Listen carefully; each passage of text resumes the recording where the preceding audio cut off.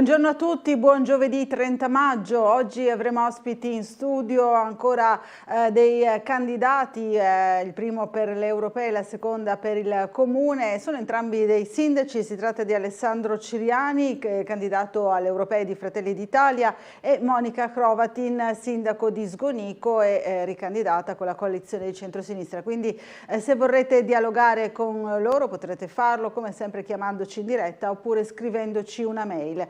Cominciamo come sempre dalla pagina del tempo, anche in considerazione dell'allerta meteo che è stata diramata proprio per queste giornate, a partire proprio dalla giornata di oggi sulla nostra regione. Allora andiamo sul sito dell'Osmer ARPA regionale per vedere la situazione generale. Una depressione atlantica avvicinandosi all'Italia da giovedì interesserà la regione, dove affluirà aria umida e instabile fino alla sera di venerdì. Lo scirocco sull'Alto Adriatico contribuirà ad alimentare l'instabilità.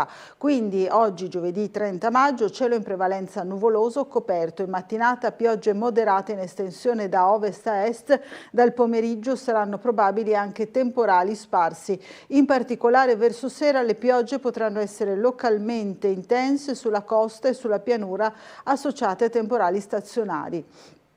Poi vediamo ancora per domani, venerdì 31 maggio, tempo molto instabile, cielo da variabile lungo la costa a coperto sui monti, con piogge in genere intense e temporali diffusi alternati a qualche fase di tempo migliore su bassa pianura e costa. Sarà possibile anche qualche temporale forte con piogge localmente molto intense, scirocco moderato sulla costa. E poi sabato 1 giugno un inizio di miglioramento, cielo poco nuvoloso su pianura e costa, variabile sui monti, nel pomeriggio possibili rovesci temporali specie verso la zona montana, ma andando appunto verso la domenica 2 giugno che è anche festiva c'è una previsione ancora incerta con possibilità ancora di qualche precipitazione, rovesci, ma più probabili dal pomeriggio e verso la zona montana. Questo è il quadro meteo. Andiamo ora a vedere per quanto riguarda la cronaca del notizie locali, le pagine del Piccolo. Cominciamo con le prime pagine dell'edizione di Trieste. Allora il titolo principale è Porto, allora dedicato al porto, eccolo qui, Porto arriva a Torbianelli. L'addio di D'Agostino, il ministro Salvini nomina commissario l'attuale segretario generale. Una notizia che abbiamo dato anche nel telegiornale di ieri. Il cambio al vertice dell'autorità di Trieste e Monfalcone, Roma avanti in continuità con i numerosi progetti, così ha detto il ministro. Quindi il Ministero dei Trasporti sceglie la continuità. Vittorio Torbianelli, segretario generale dell'autorità portuale di Trieste, sarà nominato commissario straordinario al posto del presidente dimissionario Zeno D'Agostino. Il titolare del Dicastero Matteo Salvini, spiega una nota, vuole garantire la continuità amministrativa e gestionale che consentirà di portare avanti in continuità i progetti in corso. Poi ancora vediamo le altre notizie. Acquisti online, 1 su 4 di prodotti contraffatti per quanto concerne il commercio a nord-est, treni, bici, delfino verde e un nuovo parcheggio per visitare Miramare, tutte le novità per il castello. E poi ancora l'ok della regione, cabinovia, altro via libera al progetto, ora il Ministero. Andremo a vedere anche questo perché nella giornata di ieri si sono susseguite varie notizie anche discordanti sulla questione cabinovia. Vedremo i nostri servizi. Poi ancora giustizia, la svolta Nordio impone carriere separate, questo lo troveremo un po' su tutti i quotidiani oggi, è la notizia principale su molti quotidiani. Allora poi sempre sulla questione invece in Senato del premierato, rissa sfiorata Menia Croatti sul premierato, seduta sospesa. L'escalation, Biden valuta l'ok a Kiev sugli attacchi in Russia per quanto riguarda la guerra. E poi il focus, il ritorno delle province, voto alla Camera a metà luglio.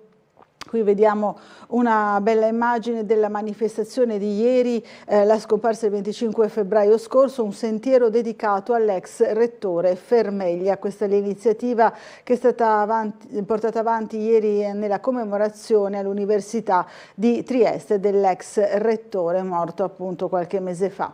Ricordi e nuovi clienti, 110 anni di Marascutti, lo storico buffet in centro.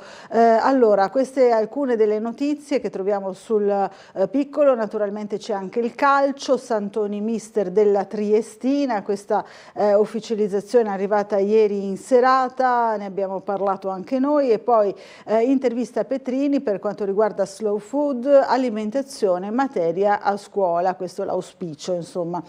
Poi andiamo a vedere gli altri quotidiani, andremo fra poco anche alla edizione di Gorizia e Monfalcone, ma andiamo sul Corriere della Sera. Ecco, qui vediamo appunto la questione giustizia, sì tra le polemiche, questo è il titolo scelto dal Corriere, la Premier non è una vendetta, l'ANM valuta lo sciopero, magistrati puniti. Via la riforma, applauso in Consiglio dei Ministri, separazione delle carriere, CSM, test, cosa cambia? Commissione UE, ho un nome, intervista con Giorgia Meloni dopo la querel per quanto riguarda appunto la Commissione dell'Unione Europea, dalla giustizia all'Ucraina, dal fisco ai prossimi assetti europei, dal premierato al caso De Luca, dal freno a una rielezione di Ursula von der Leyen, a nuove aperture a Marine Le Pen e a Viktor Orban, fino all'appello a Elly Schlein di avere coraggio e all'obiettivo elettorale dichiarato per le europee. Se mi va bene il 26% sto. Giorgia Meloni parla di tutto con nettezza come le congeniale per quasi mezz'ora nel ciclo delle interviste del Corriere. Ne troviamo alcuni pezzi qui oggi pubblicati sul giornale. L'eurodeputata Francesca Donato, mio marito non si è ucciso, il giallo dell'imprenditore, la vedova, trovate il killer, si parla del caso di Palermo. Poi ancora le aperture a Kiev, armi senza limiti, la prudenza usa il nodo, colpire in Russia. Poi Saviano, gli scrittori rinunciamo a Francoforte. Da Veronesi a Giordano il caso. Vediamo ancora la Repubblica, eccola qui, giudici, carriere separate, gelo del Colle, via libera del Consiglio dei Ministri alla riforma della giustizia, l'ANM insorge verso lo sciopero. Anche qui questi sono i titoli, la lettura di Repubblica. La crisi dei missili è ancora in primo piano, venti di guerra, la NATO dopo aver autorizzato Zelensky a usare le armi in territorio russo si prepara alla reazione di Putin. Biden valuta se dare il via libera agli attacchi. L'esercito ucraino punta a colpire Krasnodar e le basi logistiche. Meloni isolata frena. Meglio rafforzare la difesa a Kiev che colpire Mosca. La sottile linea rossa e l'analisi di Paolo Garimberti e poi Stefano Folli, la politica estera in balia del voto. Vediamo ancora, scoppia il caso Buchmesse, scrittori italiani in fuga, 6 libri fanno paura. Le immagini cancellate dalla SIAE, Picasso, Matisse, Morandi e Giacometti sono spariti, non è un errore né uno scherzo, quelli che vedete qui in pagina al posto delle opere sono spazi bianchi perché all'arte nelle redazioni dei giornali siamo costretti spesso a rinunciare. E SIAE. Allora andiamo ancora avanti, il Sole 24 Ore, eccolo qui, partite IVA in crescita, il rischio evasione, Sud inaffidabili al 58%, questa è l'analisi del Sole di quest'oggi. Poi ancora l'aumento dell'inflazione tedesca mette al tappeto le borse europee. A Delhi caldo record, oltre i 50 gradi, acqua razionata, ondata di calore, fra virgolette, severa, insomma molto pesante e grave. Qui vediamo un'immagine emblematica. Anche qui giustizia, via libera alla riforma con la separazione delle carriere. Torniamo proprio su questo tema, anche con la Stampa, giustizia tutti contro tutti, questo è il titolo. Tajani, coronato il sogno di Berlusconi, il PD duro colpo all'indipendenza della magistratura. Primo via libera del governo alla separazione delle carriere e al doppio CSM. La ANM pronti allo sciopero. Qui vediamo anche un ricordo, 100 anni fa l'ultimo intervento con le accuse a Mussolini, Giacomo Matteotti, ora preparate il mio discorso funebre.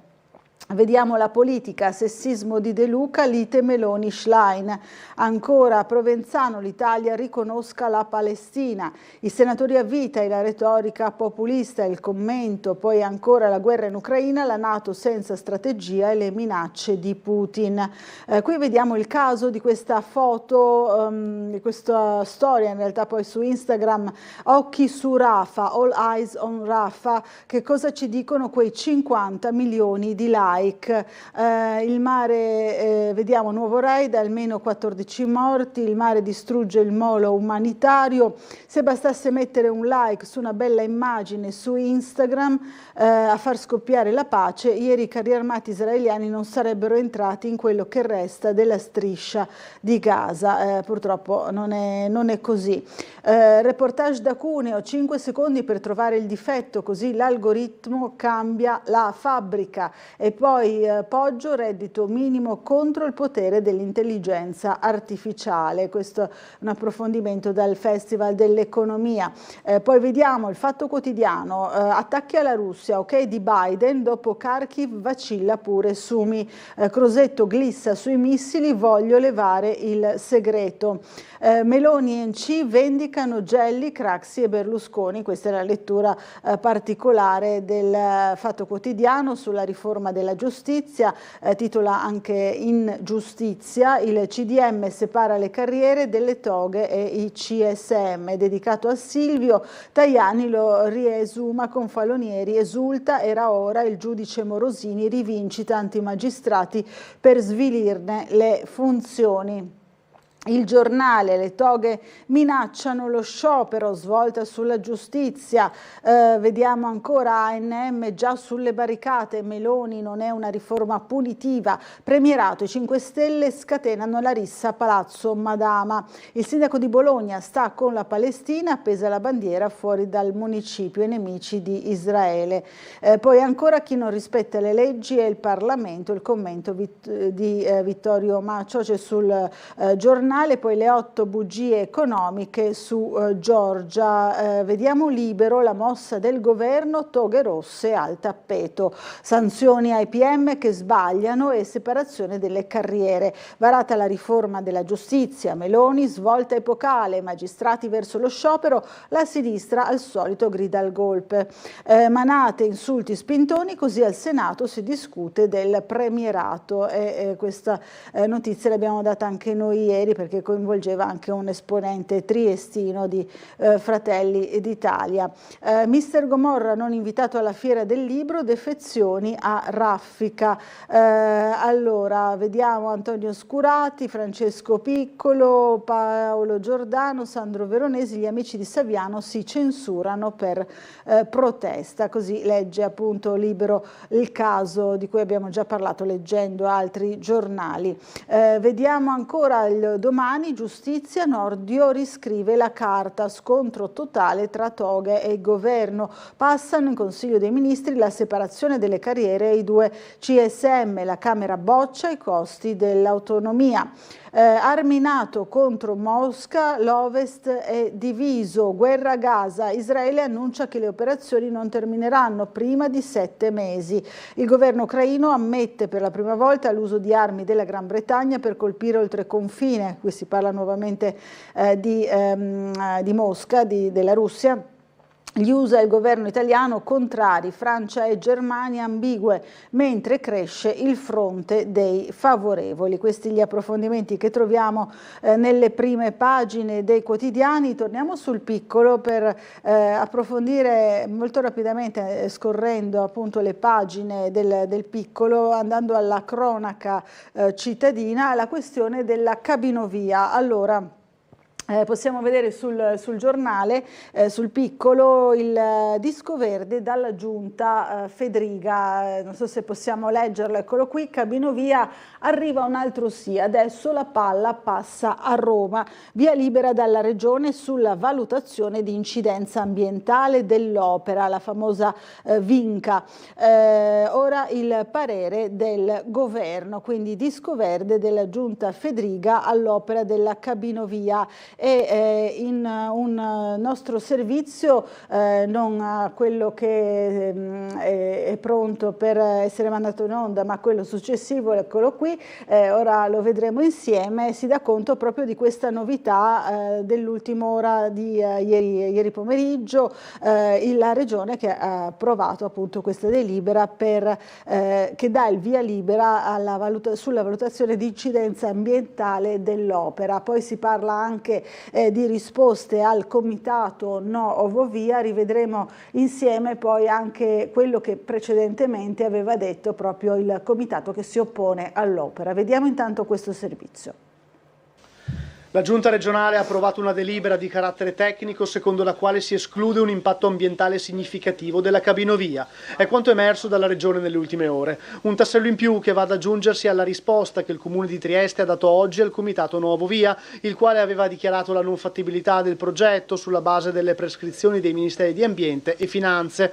Il Comune di Trieste precisa che il progetto della Cabinovia è regolarmente finanziato con decreto dal Ministero e l'Europa ha inserito il progetto nel piano PNRR Italia.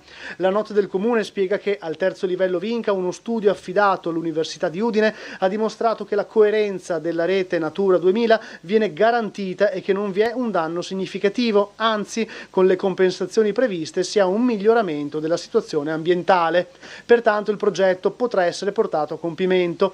Inoltre, come informa sempre il Comune, è arrivato il via libera sul piano della legittimità al progetto da parte del TAR del Friuli Venezia Giulia, che oggi ha depositato 2 sentenze in merito ad alcuni ricorsi presentati. Il TAR, aggiunge il Comune, ha anche ribadito il parere non negativo della soprintendenza, affermando che la tesi dei ricorrenti non trova riscontro nel dato normativo. Respinte anche tutte le argomentazioni dei ricorrenti relative al rapporto ambientale, alla valutazione di incidenza, all'inadeguatezza delle complessive valutazioni sul traffico.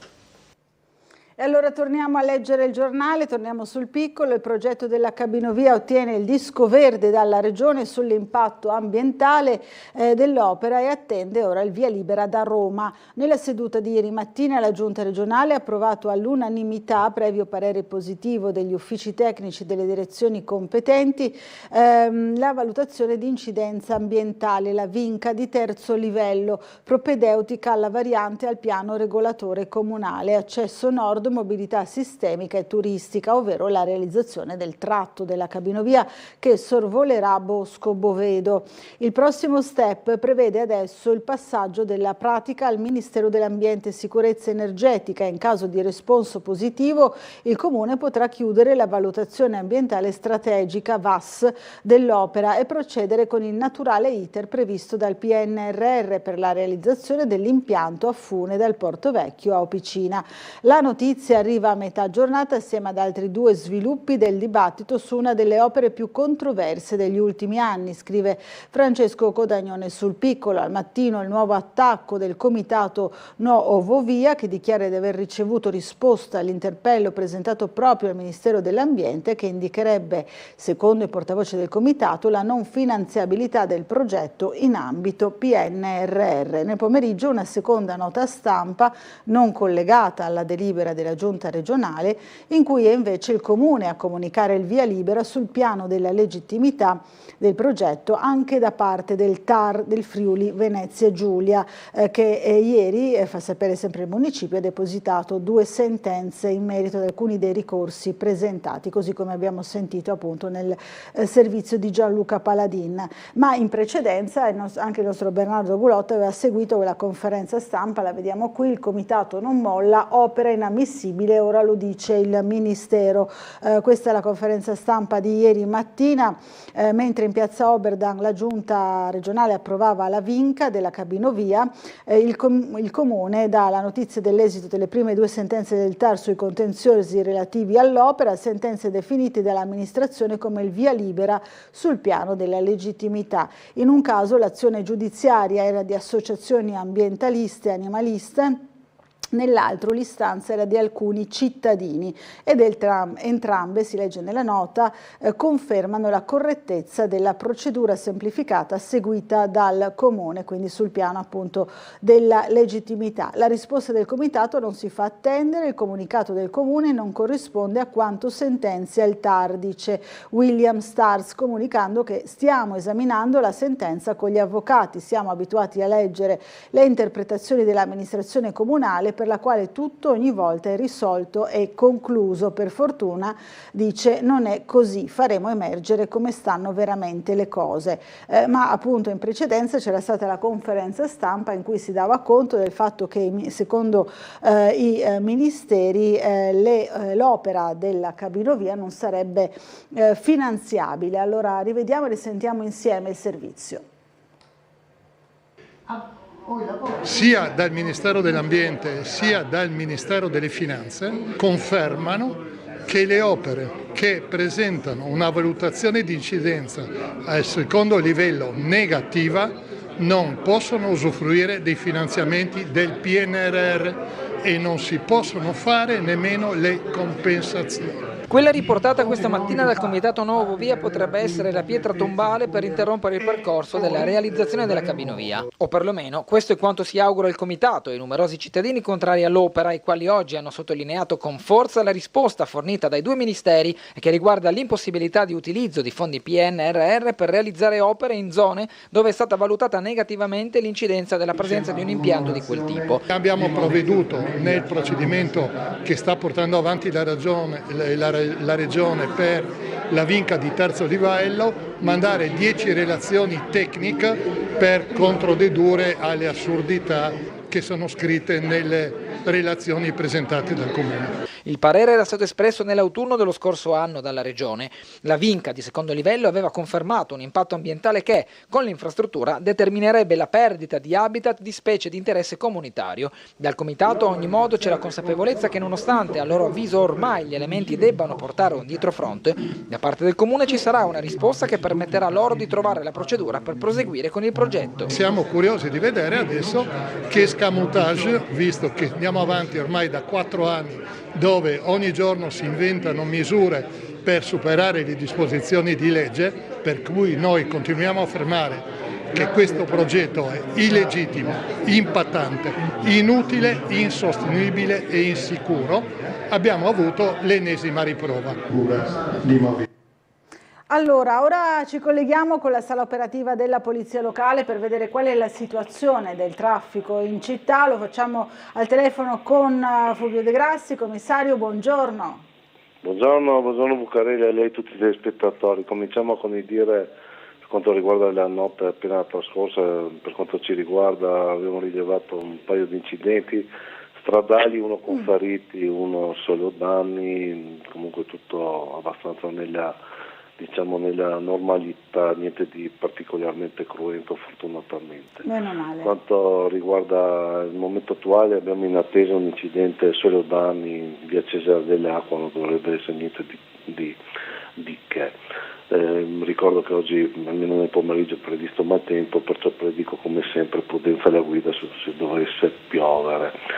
Per quanto riguarda i lavori, abbiamo lavori sulla via Moncogliano a Barcola, ci sono delle chiusure durante i lavori della via stessa e c'è, attenzione, invece il doppio senso sulla via del Cerreto, che è una via abbastanza stretta, perciò attenzione, ripeto, c'è un doppio senso di marcia sulla via del Cerreto. Ci sono dei lavori a Cegas in via di Romagna nel tratto di 60 metri compreso tra il civico 36 e il 36/1 1 o I, non riesco a capire bene dall'ordinanza, comunque è un tratto di circa 60 metri, in via Romagna c'è anche il divieto di transito in questo tratto, diciamo, e penso che si possa raggiungere solamente o da una parte o dall'altra, diciamo, il tratto chiuso a monte e a valle. Ci sono dei lavori di rimozione di cavi telefonici sotterranei dai chiusini in via Picardi 66 fino alle altezze di via Vergerio, perciò anche attenzione, dovrebbe essere a margine fareggiata, penso, o comunque attenzione per chi transita sulla via Picardi, sulla via Vergerio. Per quanto riguarda invece, parliamo sempre di divieti di sosta temporanei, ma parliamo del concerto del 2 giugno presso lo Stadio Rocco. Ricordo che ci sono già da adesso installati dei divieti di sosta temporanei in Valmaura, Pagliatucci, Flavia e Miani. Mi rivolgo a tutti gli abitanti in zona, attenzione a questi divieti, soprattutto ai possessori di camper, ci sono diversi camper parcati in zona, saranno almeno in divieto il giorno del concerto, perciò dovrebbero essere rimossi, perciò ricordo per il concerto dovrebbero essere sgombri queste vie. Al momento, ripeto, abbiamo questo incidente in attesa, altri interventi in nota non ne abbiamo, il traffico da quanto posso vedere dalle telecamere è quanto scarso, vi restituirei la linea. Va bene, allora eventuali aggiornamenti poi nelle prossime edizioni. Grazie intanto al commissario De Grassi, buona giornata e buon lavoro a lei e ai colleghi. Parimenti a voi tutti. Grazie, allora noi andiamo avanti e leggiamo ancora per qualche minuto i giornali. Andiamo ora all'edizione di Gorizia Monfalcone del Piccolo. I titoli sono simili, quelli perlomeno principali sul porto, perché riguarda naturalmente anche il porto di Monfalcone oltre a quello di Trieste, l'arrivo di Torbianelli come commissario straordinario dopo D'Agostino. E vediamo che ieri c'è stata l'inaugurazione, la cerimonia inaugurale a Monfalcone, il nuovo look di Marina Iulia al debutto di stagione. Il Piccolo dà conto anche di un paio di concessionari che hanno protestato, poi magari andremo a vedere anche i motivi, ma intanto rivediamo insieme il servizio che abbiamo realizzato nella giornata di ieri proprio per questa inaugurazione e anche per l'ultimo sopralluogo in quella piazza nel punto più a nord del Mediterraneo, che invece sarà inaugurata domani mattina. Vediamo. Monfalcone punta ad affermarsi come punto più a nord del Mediterraneo, proponendo un'estate ricca di eventi e iniziative per cittadini e turisti. Venerdì sarà inaugurata la nuova piazza sul canale Valentinis, che diventerà approdo per il nuovo collegamento marittimo con Trieste. Oggi l'ultimo sopralluogo tecnico del sindaco Cisinto col presidente della regione Fedriga. Questo intervento che vale 5.200.000 euro, grazie anche al gioco di squadra, non solo con la regione ma anche con il consorzio sviluppo economico, con tutte le imprese, con la Capitaneria di Porto che è un partner fondamentale, siamo riusciti anche a rigarantirci la possibilità del trasporto marittimo che mancava da più di 40 anni.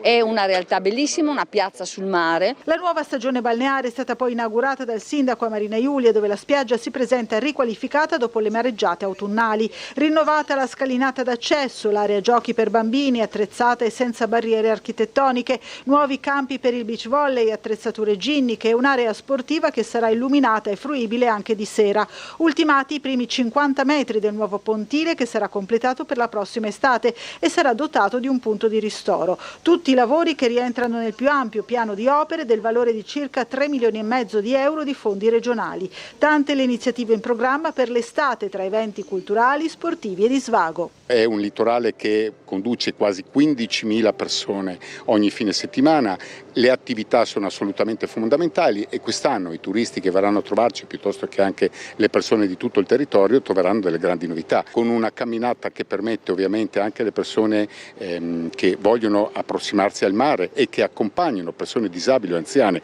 di poter arrivare fino all'accesso in acqua, e questo è fondamentale, ma tutti gli eventi per noi sono fondamentali. Li faremo quest'anno il mercoledì, il venerdì, il sabato e la domenica in collaborazione con i concessionari del posto, e quindi ci saranno attività di tutti i tipi, da ludiche a musicali, ci sarà geografia estate, ci saranno molti concerti, insomma una grandissima estate a Marina Iulia in tutto il litorale monfalconese.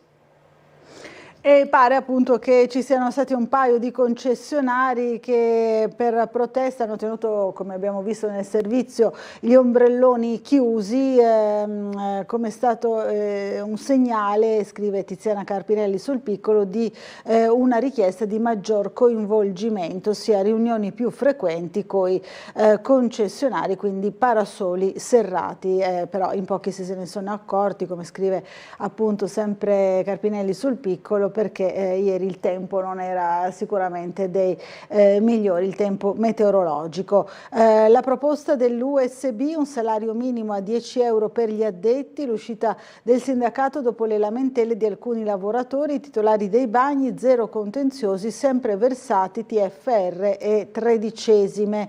Andiamo alla pagina di Gorizia invece per vedere che ci sono altre notizie, poi magari ne parleremo anche dopo un po' di pubblicità, però intanto vediamo la magia della fioritura dell'agave. 4 anni fa lo stupore per un evento considerato raro a queste latitudini, ora un'altra pianta regalerà il bis proprio davanti a Palazzo Atems. L'avvenimento è insieme affascinante e drammatico, dopo essere sbocciato l'esemplare muore, e qui vediamo questa bella fioritura, questa particolarità nella città di Gorizia. E ancora sempre per Gorizia, ma ne parleremo fra poco, dopo 20 anni di oblio Gorizia si riappropria del bastione fiorito del castello.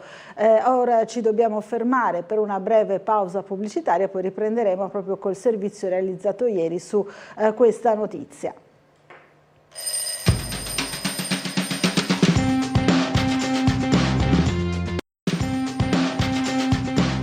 Bentornati in diretta a Sveglia Trieste. Allora continuiamo la nostra rassegna stampa, come vi dicevo prima siamo a Gorizia per i lavori, la fine dei lavori al bastione fiorito del castello, poi sono stati annunciati ieri dal sindaco e dall'assessore ai lavori pubblici altri lavori sempre sull'antico maniero della città di Gorizia. Allora rivediamo insieme il nostro servizio.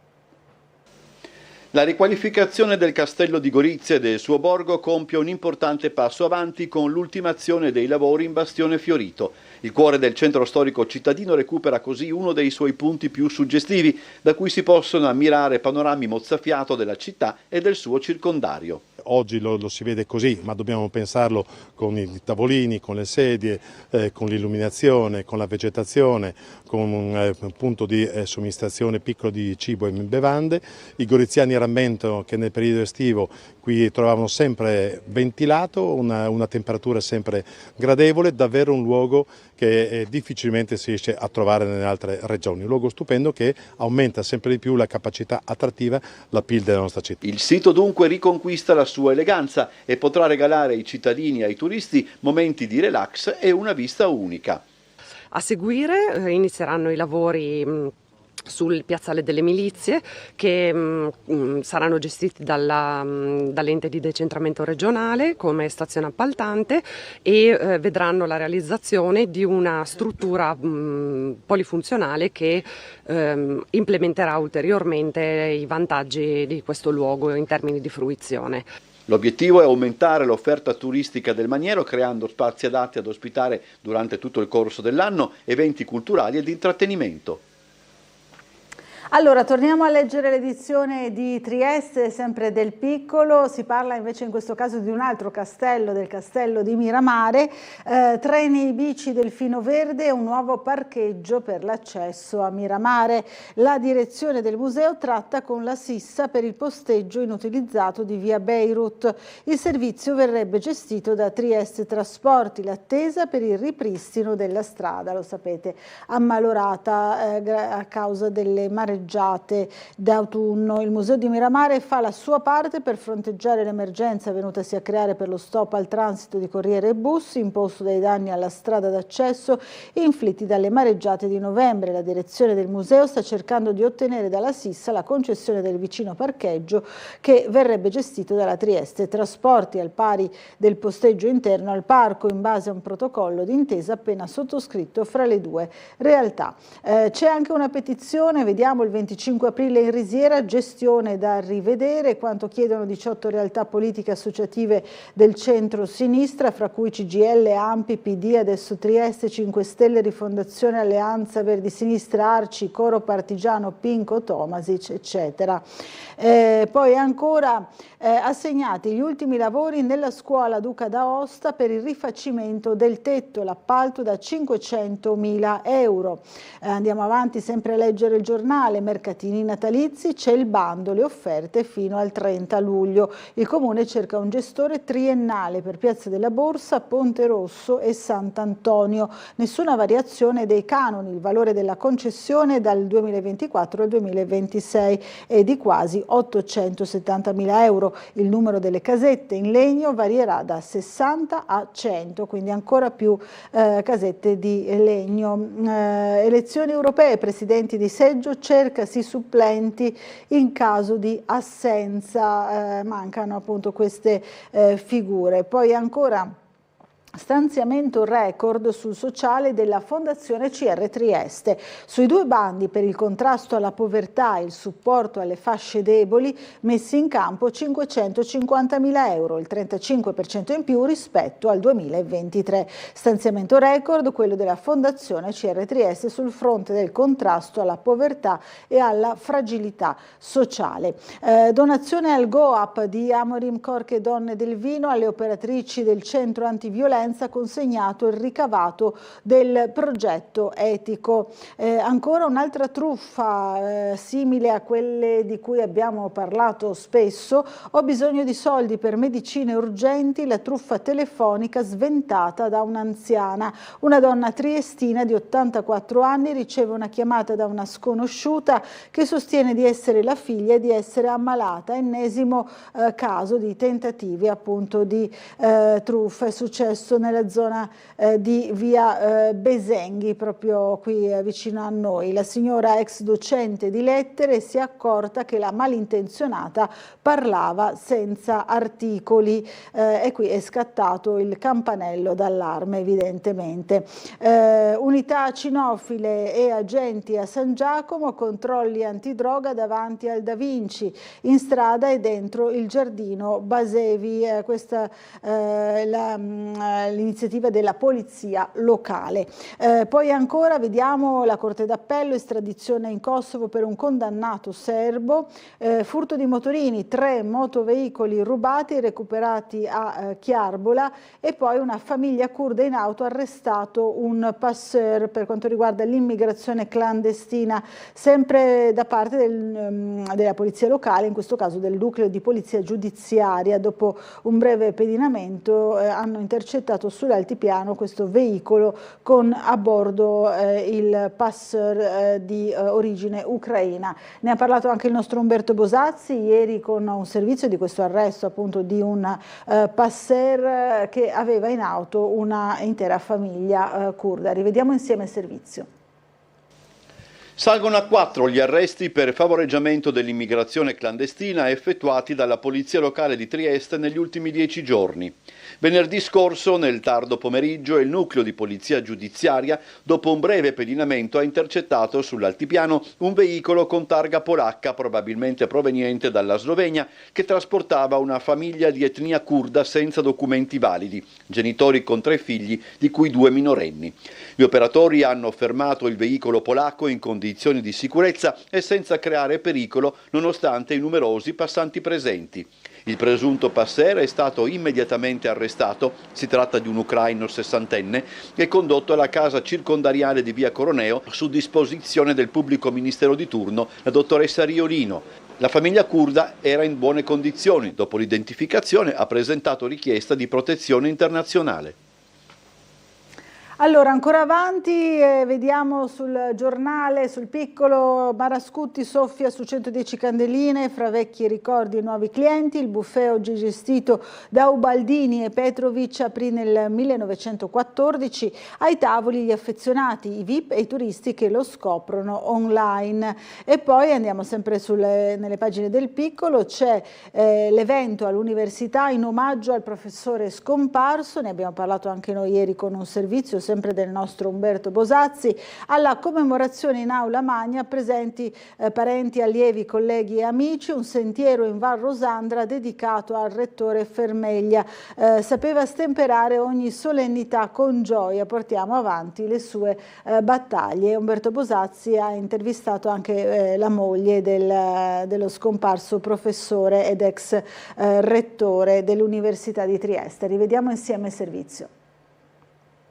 Maurizio era una persona estremamente semplice e quindi questo ha fatto sì che fosse amato da tanta gente proprio per questa sua attitudine, per trattare tutti in maniera ugualitaria, essere cordiale, avere la capacità di ascolto, diciamo dal primo ministro fino al semplice cittadino, ed è stato anche sempre un punto di riferimento costante e aperto all'ascolto e all'aiuto. Così la professoressa Sabrina Pric Loggi ha ricordato il marito Maurizio Fermeglia, già rettore dell'università, scomparso improvvisamente qualche mese fa. La figura di Fermeglia è stata raccontata questo pomeriggio nell'aula magna dell'Ateneo Triestino nel corso di un'informale ma intensa cerimonia che ha visto gli interventi di colleghi e amici, impegnati tutti nel tratteggiare le 1000 sfaccettature di un docente, in fin dei conti di uno scienziato che però non nascondeva le proprie passioni extra-accademiche, quella per i Pink Floyd ad esempio, ma soprattutto quella per la montagna, e proprio da quel mondo arrivano i primi tangibili segni di amore e rispetto verso un'ombra verticale che di quelle passioni ha vissuto sino in ultimo. Abbiamo realizzato una via d'arrampicata proprio in Val Rosandra, lì della quarta galleria, e appunto c'è questo bel pilastro bianco e l'abbiamo dedicato a Maurizio intitolandolo il pilastro del rettore. E in seconda battuta adesso stiamo studiando lo sviluppo appunto di creare un sentiero per dedicarlo. Dovremo un attimo valutare il percorso per creare un qualcosa che lo ricordi degnamente e che questo sentiero abbia un suo spirito e una sua estetica. Anche l'omaggio del mondo accademico ha inteso salutare la versatilità di un insegnante, di un maestro che nei colleghi e negli studenti e in fin dei conti in tutti noi ha saputo guadagnarsi quell'affetto importante che ha sostenuto la famiglia nel momento certamente più doloroso. Che ci ha sorpreso fino a un certo punto, immaginavamo una grande onda di commozione. Questa è stata ancora più grande di quanto forse ci aspettavamo noi, ma ci ha riempito veramente di piacere e soprattutto, ripeto, so che lui ha sentito quest'onda arrivare fino a dov'è adesso, che non so dove sia, ma sarà arrivata anche a lui e gli avrà fatto veramente, veramente piacere. Allora, andiamo ora al Corriere della Sera per vedere quello che è stato un po' il tema del giorno, la notizia del giorno, la riforma della giustizia voluta dal ministro Nordio, carriere separate, primo sito che pronte allo sciopero, nascono 2 CSM divisi e sorteggio anche per i laici, la Premier riforma epocale, il PD una brutta giornata. Qui vediamo il ministro protagonista di questa riforma, la correzione parziale dopo la visita al Quirinale, aggiustamenti e dubbi anche sull'Alta Corte, i nodi irrisolti frutto dell'accelerazione voluta da Forza Italia. La macchina della giustizia, ecco cosa cambierà, il testo varato con applauso in Consiglio dei Ministri, ora tocca al Parlamento. Vediamo per giudici e PM l'incognita del doppio concorso, funzioni disciplinari, il nuovo organismo in carica per 4 anni, i 2 consigli con compiti paralleli e presieduti dal Colle, l'estrazione per tagliare il legame con le correnti, quindi l'estrazione a sorte del meccanismo pensato appunto da questa riforma. Così aumenteranno gli effetti distorsivi, cittadini meno tutelati, dice Rossella Marro dell'Unicost, giudici delegittimati. Andiamo ancora avanti, sempre sul Corriere della Sera, riforma non punitiva per i magistrati, De Luca è un bullo e Schlein non mi ha difesa. Meloni, Marine Le Pen sta facendo un percorso interessante, tanti gli argomenti, tanti temi toccati all'interno di questa intervista che trovate oggi sul Corriere della Sera alla Premier Giorgia Meloni. L'accusa, la segretaria PD, lei penalizza le donne. Andiamo Andiamo ancora avanti, la doppia tentazione di Orbán tra conservatori e Le Pen, equilibri dopo le elezioni, l'obiettivo delle destre è svuotare l'Unione Europea dall'interno, dice Hollande, se von der Leyen si allea con Meloni perderà il sostegno del PSE. Ancora sempre per quanto riguarda la politica, si è parlato ieri in Senato di premierato, la rissa, poi la protesta senza giacca, alta tensione sul premierato, la carica tentata da Menia di Fratelli d'Italia, la sfida dell'opposizione che viola l'obbligo del Senato appunto di portare la giacca in camicia, è rimasto appunto il senatore 5 Stelle. Dal no di Toscanini all'impegno di Segre, i 49 senatori a vita, il racconto, lo stop alla figura mai gradita dal centrodestra. Le videointerviste del Corriere, c'è l'approfondimento proprio su queste figure. Tarquinio e comizi anti-NATO, se la sinistra indossa l'elmetto perde la propria anima, il candidato PD basta anche all'alleanza europea con Netanyahu. Poi andiamo ancora avanti, la regione lo premia e Bossi ricorda la Lega Grimaldello, a lui la rosa Camuna, l'abbraccio con Confalonieri, questo a Umberto Bossi accompagnato qui dal figlio Renzo e con Fedele Confalonieri. Colpi mirati in Russia, cresce la pressione degli alleati sugli Stati Uniti, sempre più paesi NATO favorevoli, no dell'Italia, Biden riflette. Allora andiamo ancora, ora torniamo sul piccolo di Trieste per vedere questo cantiere per la rotonda Lanza, partono le opere e i divieti, dal 6 giugno niente sosta sul piazzale per mezzi pesanti in direzione Gabrovizza, cambio della viabilità sul Carso, la sindaca Hrovatin, che fra l'altro avremo ospite in studio più tardi dalle 9 alle 10, dice attesa durata 20 anni, consegna prevista a novembre, quindi partirà fra una settimana esatta, il prossimo giovedì, il cantiere per la realizzazione di una delle opere di viabilità più attese sul Carso triestino, la nuova rotatoria Lanza, e l'ordinanza emessa in questi giorni da Monica Hrovatin, sindaca di Sgonico, comune del cui territorio si colloca l'area dell'importante intervento di viabilità a dare le mosse al cantiere dell'opera ritenuta fondamentale per la sicurezza di quanti transitano sull'altipiano triestino. Nel documento varato dal municipio si stabilisce il divieto di sosta sul piazzale situato all'ingresso della zona artigianale, permettendo così l'avvio dei lavori lungamente attesi, come abbiamo sentito. Vediamo anche San Dorligo, la campagna elettorale, il dibattito organizzato dallo SPI CGIL. Ieri i candidati a San Dorligo si scontrano sui temi fiscali. Poi ancora le studentesse di Ortisei in gita alla scoperta del carnevale muggesano e invece per la festa nazionale il 2 giugno a Muggia, 18enni protagonisti, è tutto pronto per la festa della Repubblica che inizierà in piazza Marconi alle 10:45, ci sarà il consueto discorso del sindaco a cui seguirà la consegna della Costituzione della Repubblica Italiana e gli statuti della regione e del comune ai neo 18enni, che quest'anno saranno davvero tanti, si tratta di 124 ragazzi che non sono pochi insomma per il piccolo comune di Muggia.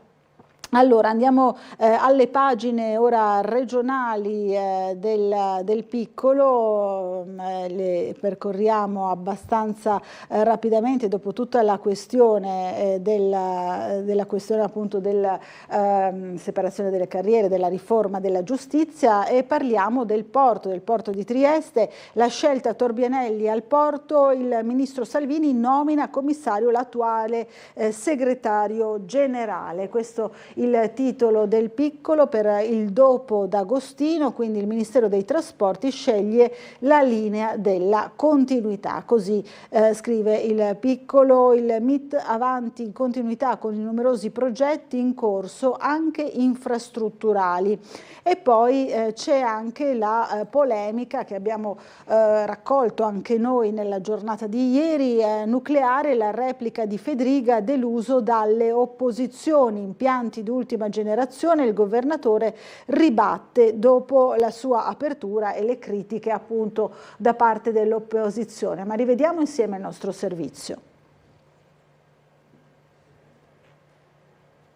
Sì, io devo dire sono esterrefatto e devo dire anche deluso dalle opposizioni, perché quando uno parla di centrale a fusione, che c'è una sperimentazione e non è l'unica a Boston, dalla spin-off dell'MIT, e abbiamo l'opposizione che si diverte a fare polemica non sapendo neanche di cosa si stia parlando, confondendo la fusione con la fissione, che sono due cose totalmente diverse. Si infiamma il dibattito in regione sul nucleare dopo l'apertura comunicata ieri dal presidente Fedriga a centrali di ultima generazione sul territorio del Friuli Venezia Giulia. Una dichiarazione che non è piaciuta alla segretaria regionale del Partito Democratico Caterina Conti, che si è detta sconcertata dalla fuga in avanti di Fedriga, quasi disponesse del territorio regionale a suo arbitrio, citando tra l'altro un componente della maggioranza, il deputato di Fratelli d'Italia Walter Rizzetto, già 2 anni fa contrario all'ipotesi per molteplici criticità legate alle attuali tecnologie nucleari. Lo stesso oggi, disponibile a parlarne in maggioranza, chiarisce: sono contrario a un nucleare di vecchia generazione. Quanto a Fedriga, ribatte contrattaccando. Le centrali a fusione sono centrali che non producono scorie, che non hanno reazione a catena e che sono sicure al 100%. Comunica all'opposizione che quando si parla di nucleare non è tutto la stessa cosa. Se facesse un approfondimento forse farebbero un po' più bella figura e sicuramente un miglior servizio ai cittadini. E alla proposta del PD di incentivare piuttosto l'uso delle energie rinnovabili, Fedriga replica. Se dopo l'opposizione, come ho detto oggi, vuole riempire di pannelli fotovoltaici ogni fetta di territorio di questa regione, anche tutta la parte agricola, tutta la parte, ce lo dica, ma non è che può fare polemica su una cosa che non conosce. Quindi prima di fare polemica è utile informarsi, perché altrimenti si fa un danno non a me che rispondo, ma alla popolazione, perché si fa un danno confondendo la centrale a fusione e fissione, sono due cose totalmente diverse. Allora, queste le parole del presidente Fedriga che abbiamo raccolto nella giornata di ieri. Torniamo a leggere il giornale, torniamo sul Corriere della Sera per vedere un po' il panorama internazionale. Abbiamo già parlato della guerra in Ucraina e delle novità appunto per quanto riguarda anche gli Stati Uniti e la Russia. Ora qui siamo invece alla guerra in Medio Oriente. Israele prende il corridoio di Rafah, altri 7 mesi di combattimenti. Blinken e Biden provano a puntare tutto sui negoziati, i media, armi americane nei raid. Il caso poi vediamo, il sindaco appende la bandiera palestinese, polemiche a Bologna, il sindaco di Bologna Matteo Lepore che ha deciso di esporre dalle finestre di Palazzo d'Accursio, sede del comune, la bandiera della Palestina. Andiamo a vedere qui ancora lo scenario internazionale, la parola ai giurati, dallo stallo al carcere, gli scenari per Trump, il verdetto può bloccarsi, l'ombra della condanna. Poi andiamo ancora avanti, sempre a leggere il Corriere della Sera, il reportage, l'India verso le elezioni. Vediamo qui ira e scioperi tra i templi nella roccaforte di Varanasi, dove Modi perde terreno in vantaggio ma anche in caduta, il premier non torna nella sua casa, fra virgolette. Lo stato più popoloso, chi vince nell'Uttar Pradesh, 257 milioni di abitanti, di solito poi governa il paese. Questo è l'approfondimento del Corriere della Sera di oggi. Si torna a parlare del caso dell'infermiera killer, sentenza ribaltata dall'assoluzione all'ergastolo. Piombino, l'appello bis, uccise 4 pazienti. Fausta Bonino, l'infermiera di Piombino, condannata all'ergastolo. Vediamo ancora le iniziative del liceo Maffei di Verona. Il liceo ricorda le idee di Matteotti, l'abbiamo già visto anche su altri giornali. La verità verrà a galla, e qui questo è il caso di Palermo, questo è un delitto, si troveranno i colpevoli. Francesca Donato, la vedova di Onorato, oggi i funerali. E poi per quanto riguarda l'influencer Siu, i dubbi della GIP, non ha mai accusato il marito. Biella, i silenzi di lei e le forbici incompatibili con la ferita. Ecco perché la giudice non crede al tentato omicidio. Qui vediamo una foto dell'influencer Siu, 30 anni, nata in Marocco, con oltre 80.000 follower su Instagram. Suo marito Jonathan Maldonato era accusato di aver tentato di ucciderla. Ancora avanti, precipitano durante un'esercitazione, morti 3 finanzieri del soccorso alpino, Valtellina, avevano 23, 24 e 33 anni. Testimoni 2 colleghi, il cordoglio di Mattarella e Meloni, 3 giovani vite spezzate. Poi ancora vediamo sempre sul Corriere della Sera, ispezione antidroga al Beccaria, scoppia la rivolta, celle distrutte, Milano in 70 asserragliati per 3 ore, inchiesta sui pestaggi, il riesame conferma la tortura, quindi questo è successo al carcere già al centro di altre vicende.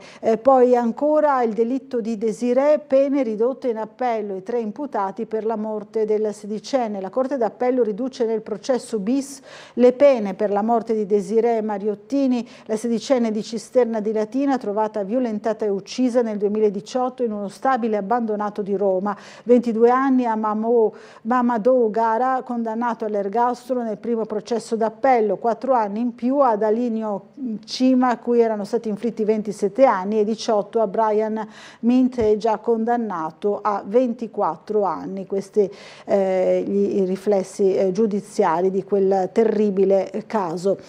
Torniamo all'inchiesta della Liguria. Toti lascia il capo di gabinetto, i gemelli Testa e PM, non ci fu voto di scambio. Genova, il verbale, nessun baratto, si dimette Matteo Cozzani, ex sindaco di Portovenere, è stato scelto da Giovanni Toti come capo di gabinetto in Regione Liguria.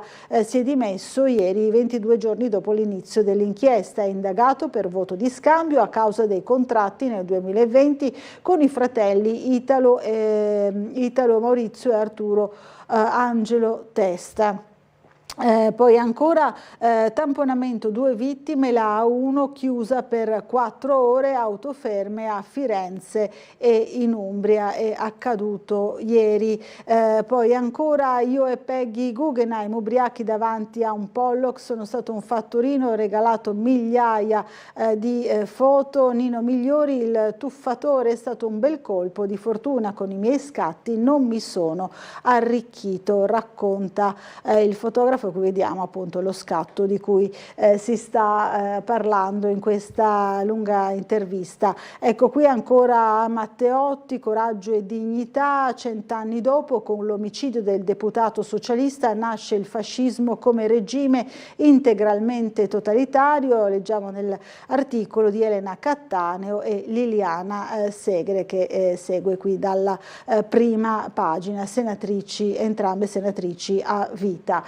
Allora, torniamo ancora per un attimo sul piccolo per vedere ancora, sempre per quanto riguarda la guerra in Ucraina, Biden valuta il via libera a Kiev per i raid in Russia con le armi degli Stati Uniti. Nella lista di almeno 10 favorevoli anche Finlandia e Canada. Tramite Tajani l'Italia ribadisce la sua contrarietà all'idea.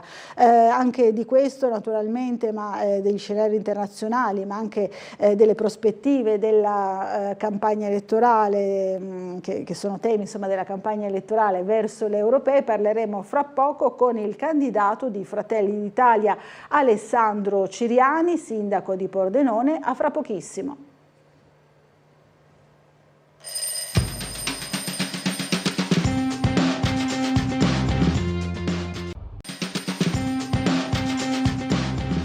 Bentornati in diretta a Sveglia Trieste. Allora diamo subito il buongiorno ad Alessandro Ciriani, sindaco di Pordenone, nonché candidato di Fratelli d'Italia alle europee per il collegio, ampissimo collegio del Nord-Est. Allora buongiorno, ben arrivato. Buongiorno a voi, grazie per l'invito. Grazie a lei di essere qui. Allora diceva appunto prima fuori onda, ne parlavamo, un collegio davvero molto, molto grande, insomma, che costringe i candidati a viaggi insomma impegnativi anche. No? Sono anche realtà tanto diverse, quindi non deve essere facile, no? Gestire le campagne elettorali in questo caso. No, è difficile conciliare i tanti impegni legati a un collegio che mette insieme 4 regioni, il Friuli Venezia Giulia, il Veneto, l'Emilia Romagna e il Trentino Alto Adige. Diciamo che il filo rouge è quello però di mettere insieme quello che è cosiddetto il nord-est, quindi è quello il filo conduttore. Si parla soprattutto di economia, di aziende, di agricoltura, perché l'Europa, che i cittadini vedono come qualcosa di lontano, di astratto, di nebuloso, in realtà impatta quotidianamente sulla vita delle nostre istituzioni, delle nostre famiglie, ma anche delle nostre imprese, per cui è lo spirito del nord-est quello che accomuna questa campagna elettorale da tutelare, cioè il nord-est come cardine dell'impresa, dell'industria, dell'export, che vede nell'Europa in questo momento non tanto un'opportunità, cosa che può diventare, quanto una minaccia, e quindi le domande che gli imprenditori, gli agricoltori, i lavoratori mi fanno è come trasformare questa Europa da iperburocratica e dirigista ad un'Europa che gestisce 500-600 miliardi di euro all'anno in un'autentica opportunità per loro. Ecco, quindi ne parleremo sicuramente fra poco per anche raccogliere quelle che sono le segnalazioni dei nostri telespettatori. Volevo andare su una notizia di oggi che troviamo sui giornali del porto di Trieste, anche il sistema portuale dell'Alto Adriatico. È stato scelto Vittorio Torbianelli al commissario straordinario del porto per il dopo D'Agostino. Se ne parla da tempo, no? Dopo l'annuncio dell'addio di Zeno D'Agostino alla guida del nostro porto. Ma mi pare una buona notizia. Ho letto anche un commento proprio dello stesso Zeno D'Agostino, che ha salutato con compiacimento questa nomina, che garantisce una continuità operativa. Il porto di Trieste è una infrastruttura strategica non solamente per Trieste, ma per l'intera regione, direi per l'intera Italia, con dei riflessi importantissimi anche per esempio per il mio territorio, che è quello di Pordenone. Consideriamo una cosa: noi abbiamo il PNRR, i fondi di coesione, le cui gare sono già state esperite, e conseguentemente non bisognava perdere tempo, perché dobbiamo consentire l'elettrificazione delle banchine, abbiamo la partita del Molo Settimo, abbiamo la partita del nodo ferroviario sull'ex Ferrovia di Servola. Sono tutte gare molto importanti, molto complicate, molto complesse, che non permettono assolutamente perdite di tempo, e conseguentemente questa nomina in continuità consente di mettere in sicurezza un pacchetto finanziario particolarmente imponente, che consentirà l'ammodernamento della nostra area portuale. Pacchetto finanziario in cui l'Europa incide moltissimo, no? Quindi è molto importante garantire proprio la continuità. Allora, abbiamo una telefonata. Pronto, buongiorno, chi è in linea con noi? Pronto, buongiorno, mi sentite? Sì, buongiorno. Allora, buona giornata dottoressa Laura e all'amico sindaco Ciriani. Sono Claudio Visentini. Buongiorno Claudio.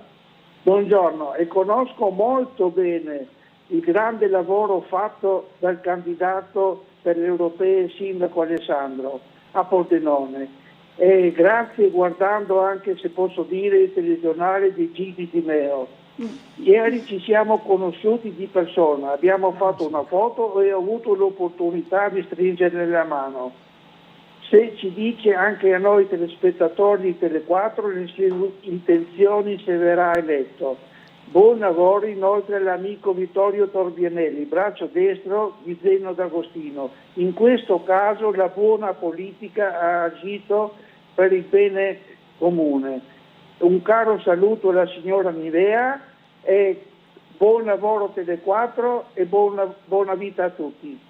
Grazie Claudio, è un nostro telespettatore affezionato e chiede al candidato quali sono le sue intenzioni, probabilmente anche le priorità, no? Se dovesse essere eletto, e poi commentava anche la notizia riguardo la nomina di Torbianelli al porto. Intanto saluto lo spettatore, che ho avuto effettivamente ieri il piacere di conoscere, di stringere la mano. Diciamo che la domanda è una domanda amplissima, perché i temi di cui si occupa l'Europa sono davvero tanti. Come dicevo prima, l'Europa impatta quotidianamente su diversi settori della nostra vita.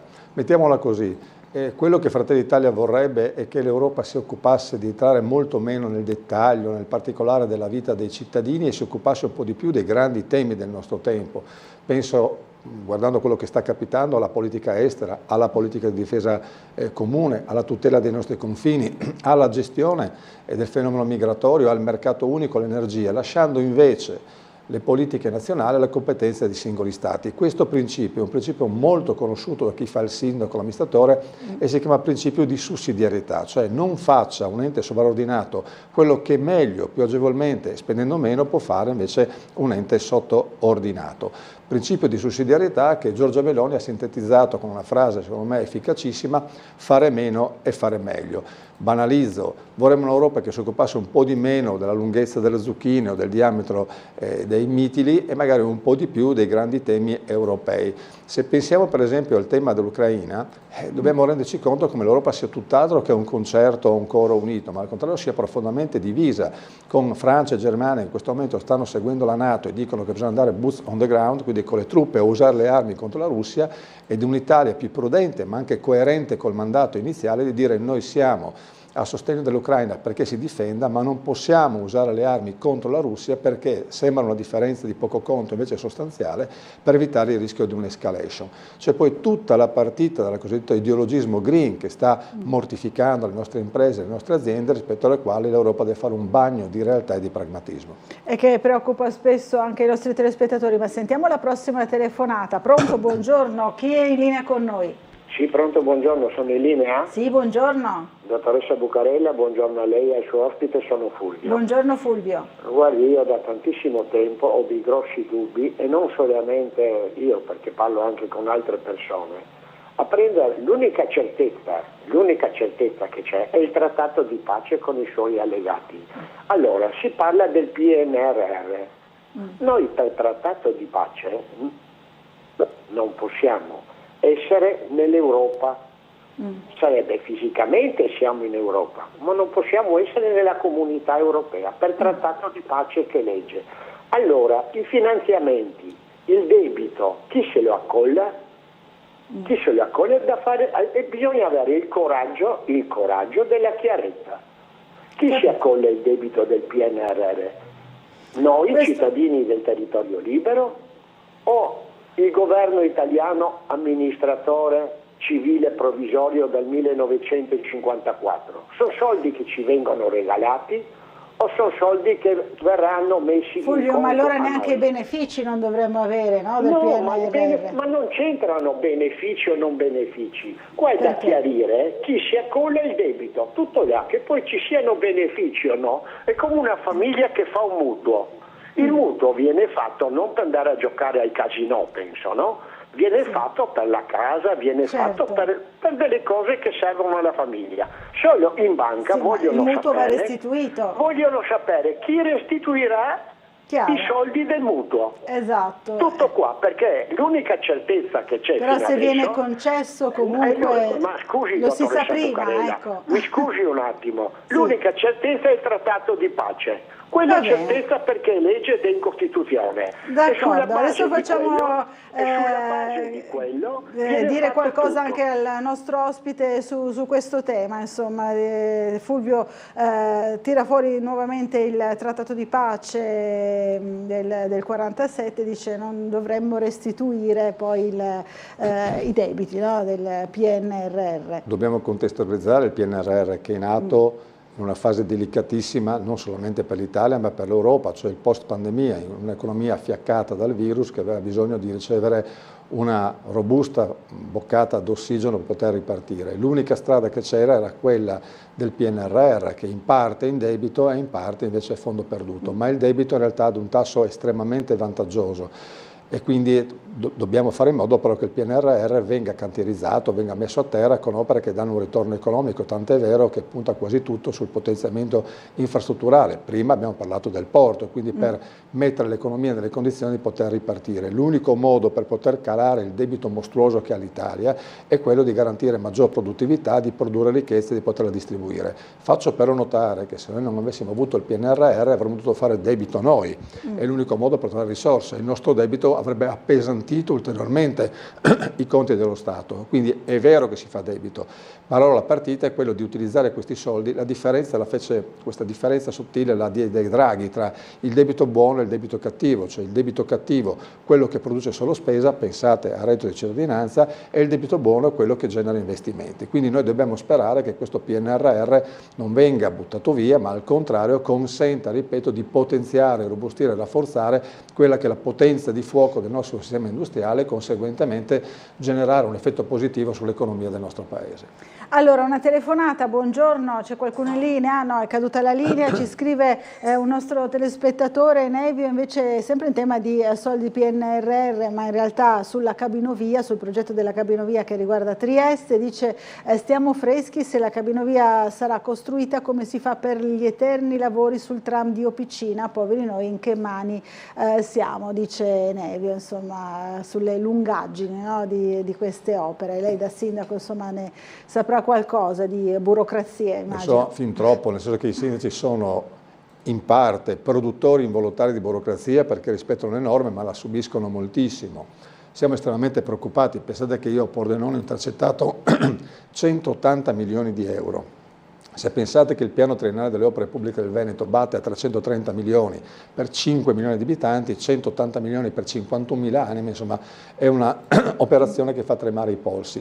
Ma quello che più mi preoccupa non è la mole di denaro da gestire, ma è appunto la parte burocratica, perché il PNRR ha una tagliola terribile che è il 2026, entro il quale le opere devono essere concluse e anche rendicontate. Serve uno snellimento burocratico che non sempre si riesce ad avere, quindi una delle operazioni fondamentali che il governo dovrà fare e che l'Europa dovrà fare, perché non dimentichiamoci che il 70-80% della nostra legislazione dipende ed è condizionata da quelle che sono le direttive europee, e di sfoltire profondamente questa foresta normativa di caviglie, di lacci e lacciuoli che talvolta rende impossibile la vita all'amministrazione, ma anche alle ditte che magari vincono gli appalti. Quindi ha sicuramente ragione.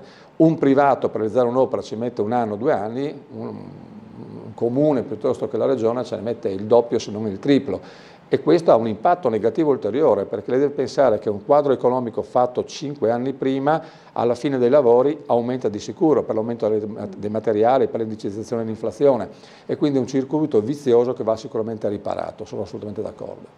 Allora, una telefonata, buongiorno, chi è in linea con noi? Buongiorno a lei, suo ospite, sono Gino. Gino, buongiorno. Tutti i candidati ai seggi europei parlano dei benefici eccetera che l'Europa dovrebbe portarci eccetera, però non spiegano mai la situazione da quando è nata l'Europa. Cioè, noi entrando nell'euro abbiamo perso il 50% del nostro potere d'acquisto, e questo non ci hanno mai spiegato perché abbiamo dovuto subire questa decurtazione.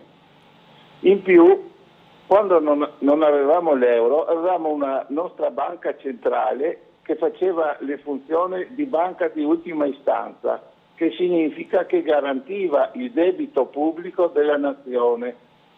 Entrando nell'euro, questa funzione non esiste più. La BCE non garantisce il debito dello Stato, infatti lo spread è nato da questa problematica, cioè praticamente i debiti che lo Stato emette sono a rischio e quindi le banche possono agire su questa situazione facendosi coprire questo rischio con adeguati aumenti di interesse. Infatti il nostro costo dell'interesse versato alle banche è uguale o addirittura superiore al nostro debito pubblico in 20 anni. Quindi diciamo che noi alle banche abbiamo regalato il nostro debito pubblico, e ultimamente ho sentito una notizia che è devastante per conto mio. Cioè, se le banche invece di mettere a disposizione i loro capitali ai prestiti e alle aziende lo mettono nella BCE a deposito, la BCE gli dà il 4%. Ora io chiedo all'ospite, questi soldi del 4% che la BCE dà alle banche, da dove derivano? Chi dà alla BCE i soldi? Capito. La BCE crea i soldi. E allora tutta la tematica del fatto che noi abbiamo dovuto risparmiare, non sforare, eccetera, è tutta una fregatura, perché la BCE, come le banche centrali, creano soldi, solo che a noi non vogliono darli. Vorrei che mi faccia una spiegazione su questi temi. Grazie, buongiorno. Grazie. Allora, i temi delle monete, no? Della moneta, l'euro, allora, e i tassi. Vedo che gli spettatori fanno domande particolarmente interessanti. Vero. Allora, diciamo questo. L'ingresso nell'euro così come era stato congegnato è stato sicuramente sbagliato ed è vero che ha avuto un riflesso molto negativo nel potere d'acquisto degli italiani. Frettolosamente, probabilmente senza valutare con attenzione quello che doveva essere il tasso di cambio, abbiamo avuto un raddoppio di quelli che erano i prezzi, ma non c'è stato un contemporaneo adeguamento dal punto di vista salariale. Questo è vero, c'è stato sicuramente questo effetto negativo, ma oggi uscire dall'euro significherebbe farsi molto male, molto molto male. E conseguentemente che possa essere considerata da qualcuno una trappola, un'opportunità, è una strada necessariamente obbligata. Faccio notare una cosa però sul debito.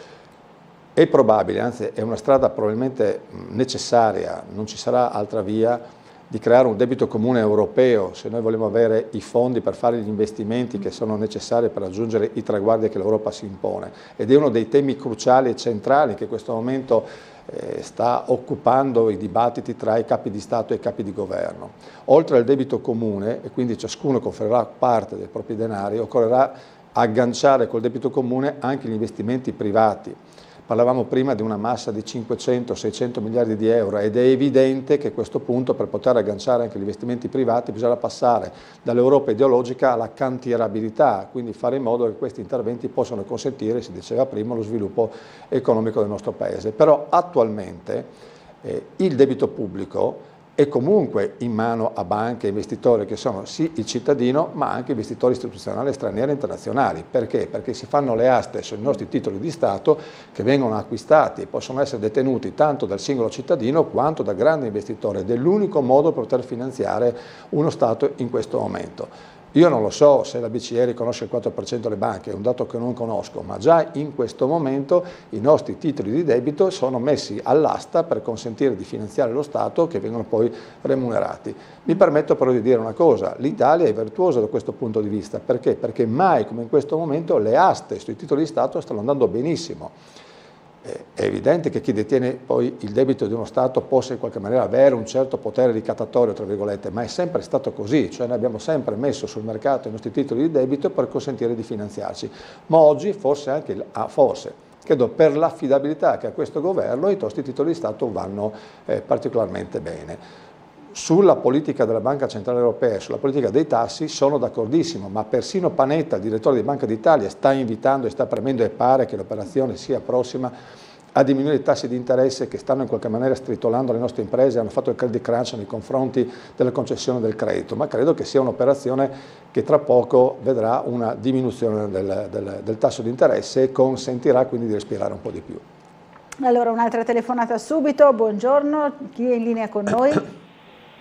Buongiorno, sono Daniela, mi scusi se insisto signora Buccarella, ma su 3 telefonate che ho fatto non ho avuto mai una risposta e sarò breve.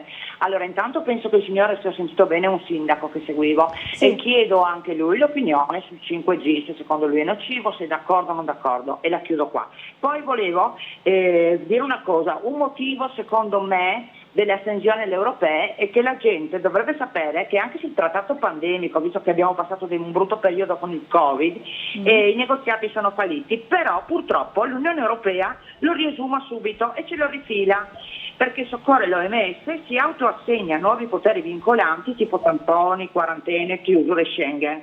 Siccome penso che la gente non voglia ripassare tutto quello che abbiamo passato, è anche giusto informare i cittadini e parlo con cognizione di causa, non sono cose che io mi invento, si può andare a vedere.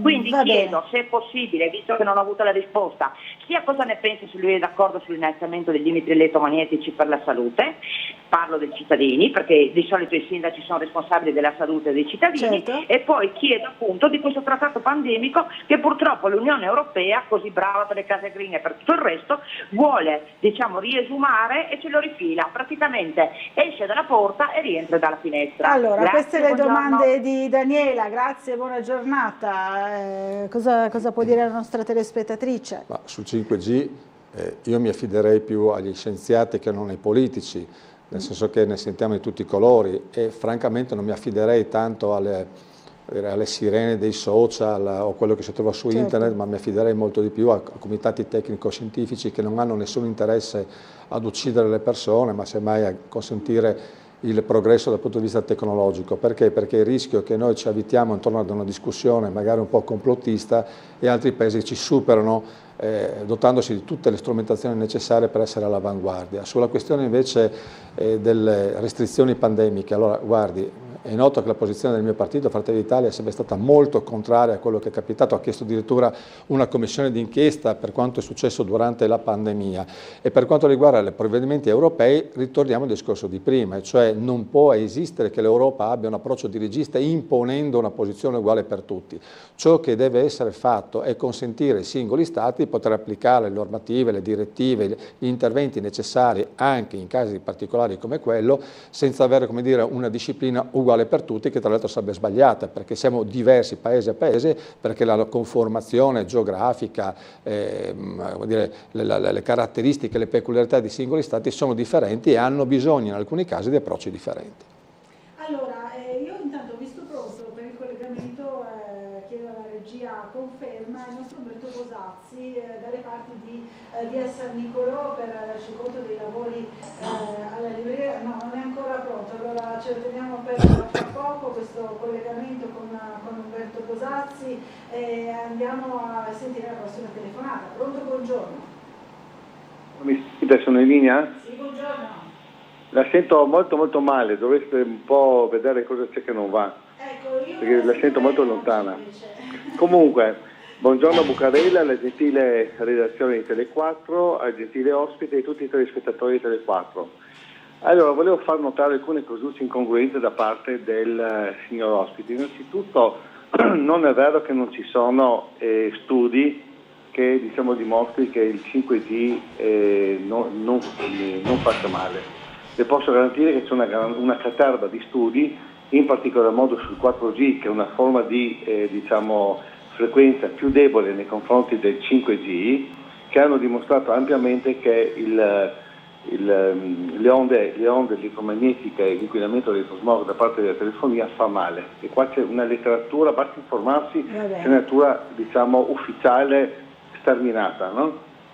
Secondo, un'altra incongruenza che il gentile ospite ha detto sì, che mai come al giorno d'oggi il debito, i titoli di Stato italiani sono acquistati all'estero. Allora, deve sapere una cosa che sicuramente saprà, che l'acquisto da parte dei privati di titoli di Stato tipo ad esempio Italia implica il condizionamento da parte dei privati nei confronti della politica italiana, e ne stiamo vedendo con la macelleria sociale, ad esempio con quelle stupide idee del green europeo, di cui è copiato dalla Cina, e mentre la Cina ci mette il buon senso, al limite la punizione viene scaricata sui crediti sociali, cioè anziché andare in treno vado in autobus, giusto che ci capiamo, mentre questa qua da noi con queste politiche di green c'è il progetto, basta andarselo a leggere, non è che lo dovete leggere. Ecco, quindi questa è la contestazione, sono tre temi importanti. No, un momento che finisco, è giusto che si sappia, no? Sarò brevissimo, no? Praticamente siamo quasi a ridosso della pubblicità. Grazie al nostro telespettatore, insomma abbiamo capito, no? Quali sono i tre filoni su cui voleva un commento.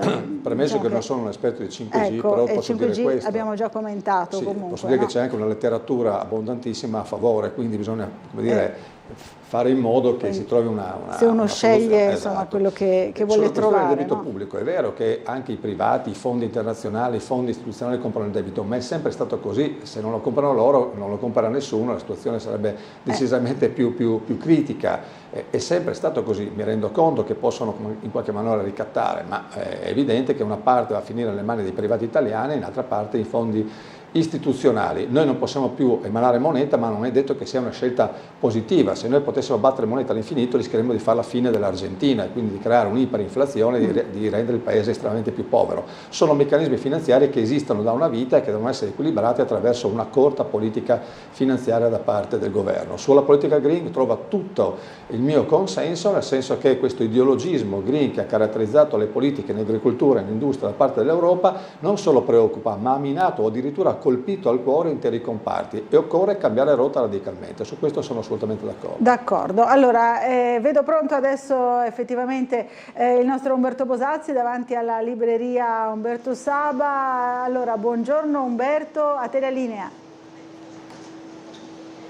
Buongiorno Laura, buongiorno al tuo ospite, buongiorno ai telespettatori. Siamo, come hai detto tu, in via San Nicolò, di fronte, all'esterno della libreria Umberto Saba, che è oggetto di un intervento di ristrutturazione, di restauro. Ne parleremo più avanti nel secondo collegamento, questo è soltanto un assaggio, quindi scopriremo che cosa diventerà questo luogo tutto sommato iconico della città. Io vi restituirei, credo si dica così, intanto la linea e ci vediamo dopo.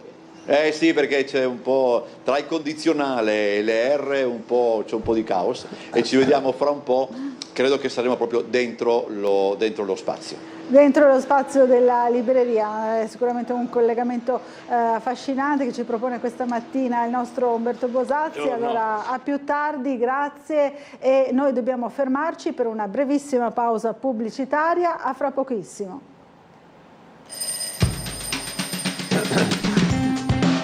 Che 5G.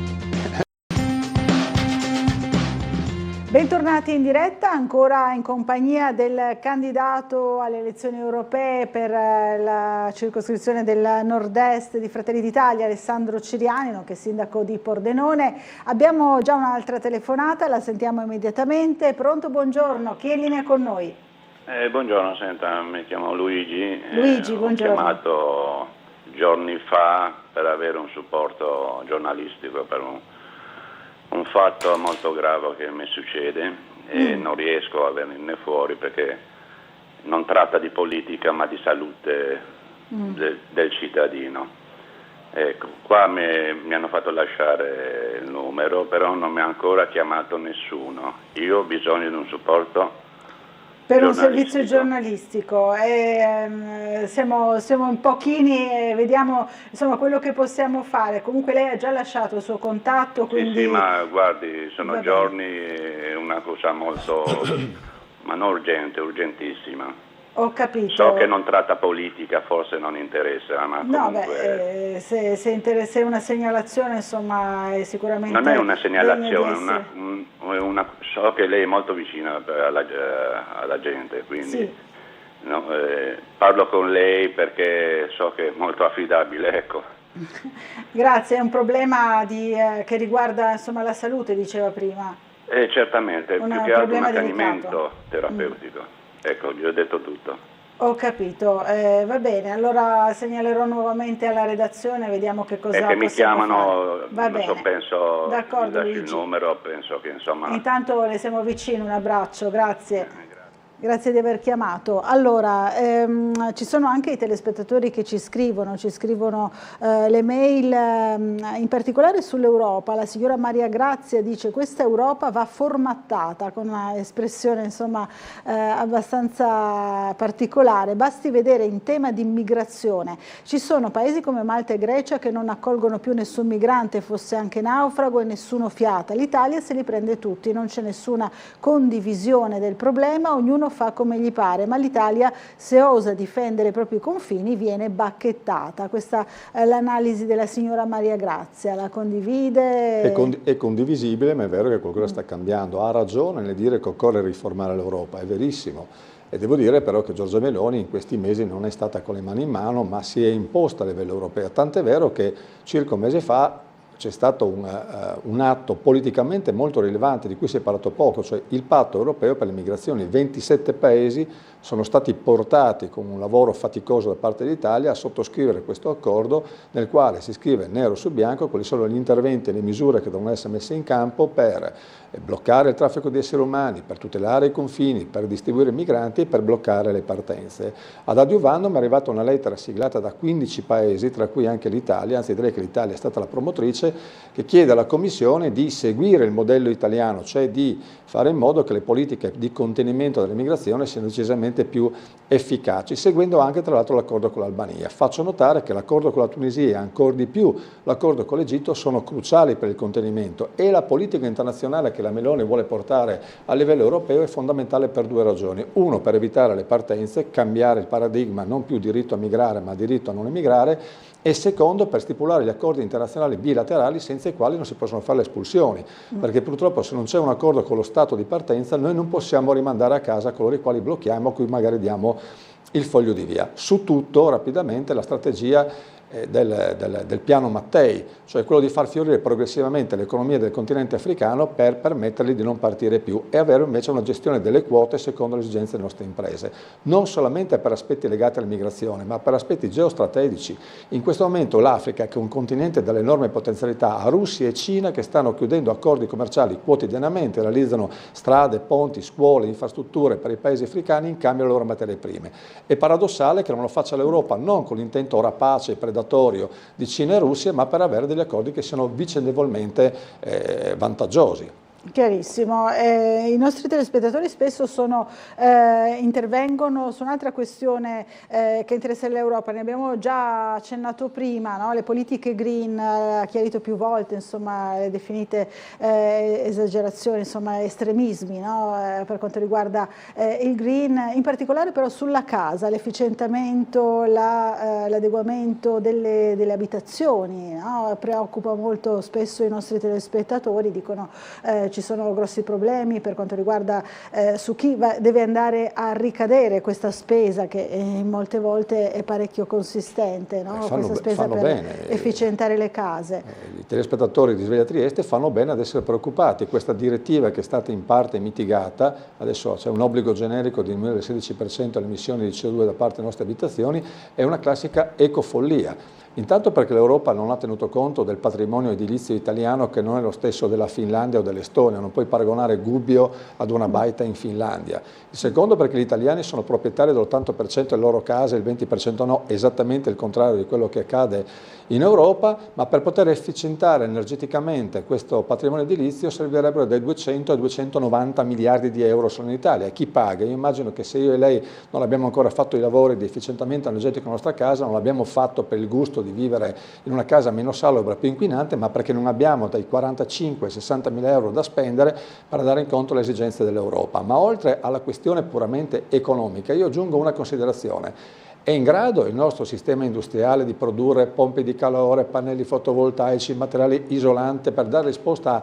200.000 interventi l'anno servirebbero per raggiungere l'obiettivo europeo? La risposta è no, e conseguentemente dovremo andare a comprare le materie prime, i prodotti finiti da paesi come la Cina, e ovviamente finanziando con i nostri soldi economie altre. E le aggiungo un altro dato: l'Europa produce il 7% dell'inquinamento globale, ma l'inquinamento globale cresce tutti gli anni, perché fino a quando India, Russia, Cina, Stati Uniti, Messico, Brasile, Thailandia non soggiaceranno alle nostre stesse regole, nulla cambierà dal punto di vista dell'inquinamento globale, ma moltissimo cambierà nei rapporti di forza economici tra noi e questi paesi a cui ci stiamo legando mani e piedi per direttive assurde e totalmente incomprensibili.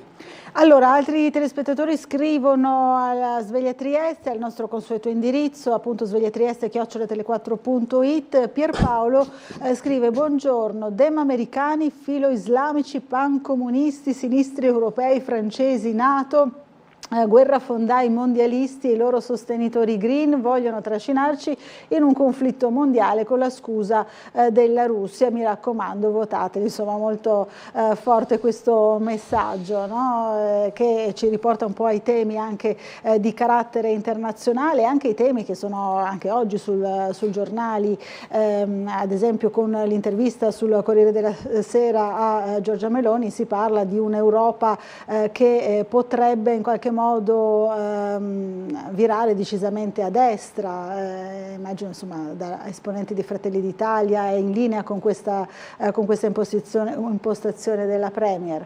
Guardi, per me è un auspicio. Fino ad oggi abbiamo avuto un'Europa a trazione socialista con l'appoggio innaturale di una parte del Partito Popolare Europeo. Ci sono tutte le condizioni per creare una nuova maggioranza e consentire quindi di fare tutte quelle riforme di cui abbiamo parlato prima e quindi riportare l'Europa sul binario del pragmatismo e del realismo e non invece dell'ideologismo alla Timmermans. Lo stesso Tajani oggi dice: auspicherei un'Europa che avesse il Partito Popolare, i conservatori, i liberali in maggioranza. Io dico che invece i popolari, i conservatori, e secondo me c'è anche il gruppo di cui fa parte Salvini, la Meloni ha aperto anche a Marine Le Pen dicendo che alcuni dossier vedono una interessante convergenza. La cosa fondamentale secondo me è quello di dimostrare che se va alla destra, chiamiamolo così, in maggioranza, tanto in Commissione come speriamo, quanto in Parlamento, non ci sarà una torsione antidemocratica, non ci sarà uno scivolamento autoritario dell'Europa, ma al contrario si avrà semplicemente una visione diversa, quindi non ci sarà un pericolo per la democrazia e la libertà, ma si avrà una visione completamente diversa, più aderente dal mio punto di vista a quelle che sono le esigenze del nostro sistema produttivo. Fino ad oggi la Commissione europea ha inseguito molto di più le sirene di Greta Thunberg e molto di meno la voce dei nostri imprenditori. Ci chiede Gino, l'ospite espliciti le ragioni per le quali sostiene che fuori dall'Unione Europea sarebbe un disastro, perché a me risulta invece che sarebbe la nostra rinascita. Magari l'Inghilterra dimostra che non è tutto oro quel che luccica, non solo questo, ma ormai noi siamo legati mani e piedi all'euro, piaccia o meno, e conseguentemente se vogliamo evitare di scassare i nostri conti pubblici siamo costretti all'interno di quella che può essere considerata una trappola. Uscire oggi non sarebbe più conveniente, però aggiungo una considerazione: invece che fare battaglie di retroguardia, chiamiamolo così, nell'uscita dall'euro, che è estremamente pericoloso, tornerei al ragionamento a focalizzarci su quello che si diceva prima, cioè l'Europa delle opportunità. L'Europa oggi viene vista come qualcosa di pericoloso, e lo è stato per davvero, per il modo in cui è stata interpretata e gestita, ma in realtà l'Europa può diventare un grande vantaggio anche per i nostri Stati se l'approccio è meno ideologico e dirigista, se si consente di restituire pezzi di sovranità ai singoli Stati per la gestione della loro politica ordinaria, e dall'altro lato invece si costruisce, come dire, un sistema finanziario solido che può consentire ai nostri paesi di andare avanti. Faccio notare che l'integrazione europea aumenta, altrimenti al di là della Russia c'è un mondo di 5 miliardi di persone che commercia e prospera indipendentemente dall'Europa. Potremmo anche declinare e scomparire, abbiamo bisogno di essere molto più forti. Il BRICS oggi non è solamente Brasile, Russia, India, Cina, ma ha aggiunto l'Iran, gli Emirati Arabi, l'Arabia Saudita, il Messico, cioè sta diventando un polo, come dire, economico potentissimo e integrato, mentre noi ancora parliamo di disgregarci e di fare le piccole politiche. No, l'Europa deve avere un'unica voce, però realistica e concreta. Buongiorno, scrive Francesco, sono rientrato da poco da un viaggio a Belgrado, ci sono grandissimi investimenti cinesi, viali interi imbandierati con la bandiera cinese a fianco a quella della Serbia e ritratti del presidente Xi Jinping ovunque, ci dice Francesco.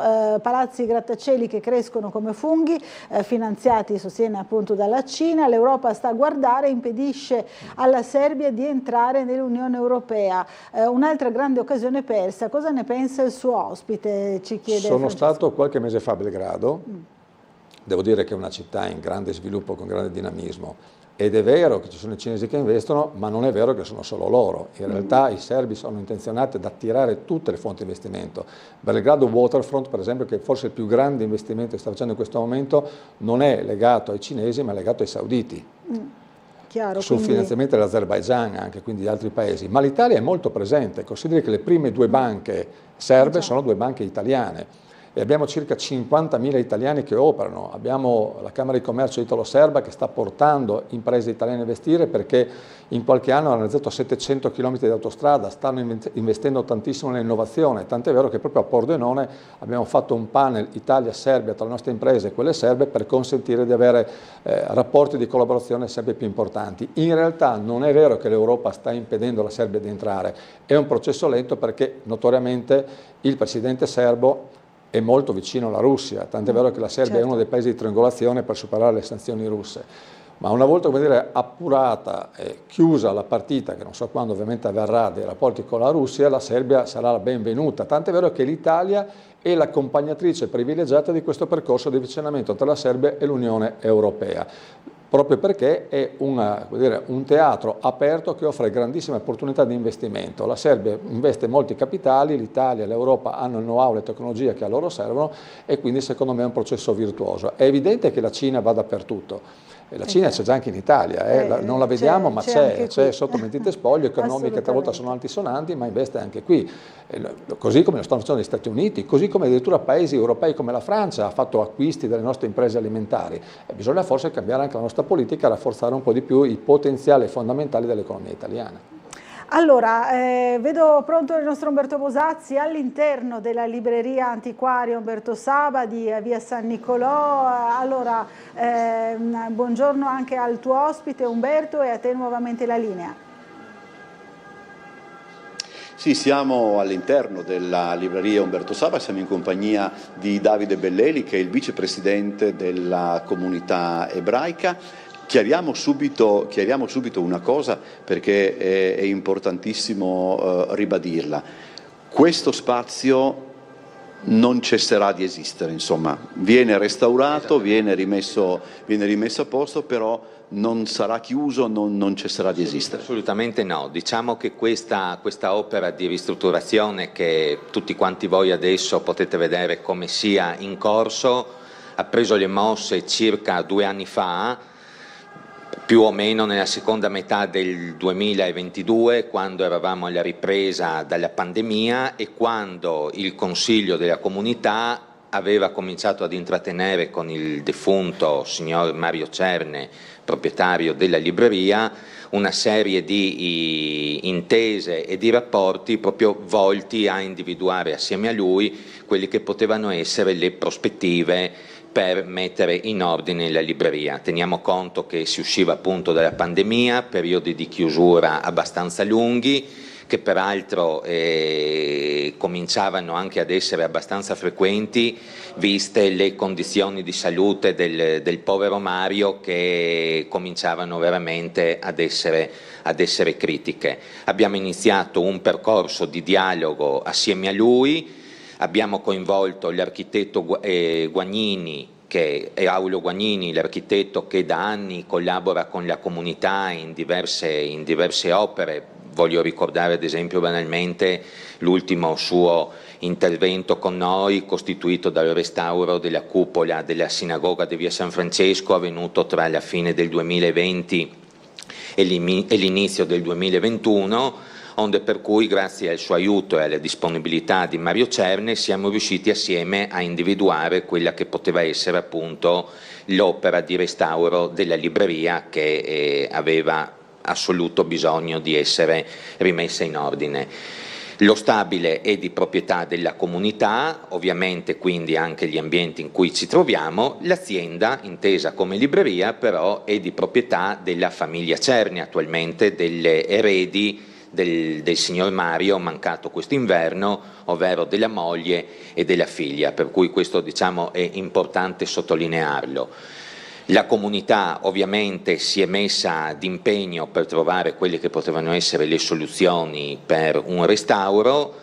Dal punto di vista economico da subito si è capito che si tratta di un'opera particolarmente importante ed impegnativa che non poteva essere sostenuta in esclusiva autonomia da parte della comunità, per cui grazie all'interessamento di tutto il Consiglio, in particolare del responsabile agli immobili, l'avvocato Paolo Vogli, abbiamo iniziato a mettere in moto un'opera di crowdfunding, se vogliamo così definirla. Abbiamo avuto la fortuna e il piacere di trovare numerose persone, numerosi mecenati che anche contribuendo con piccoli importi si sono dimostrati vicini al ripristino di questa realtà, se non che siamo riusciti all'inizio di quest'anno appunto a dar inizio ai lavori che, come vedete, sono già a un buon punto, hanno già cambiato il volto dell'ambiente. Il pavimento è stato rifatto, è stato messo a posto. I libri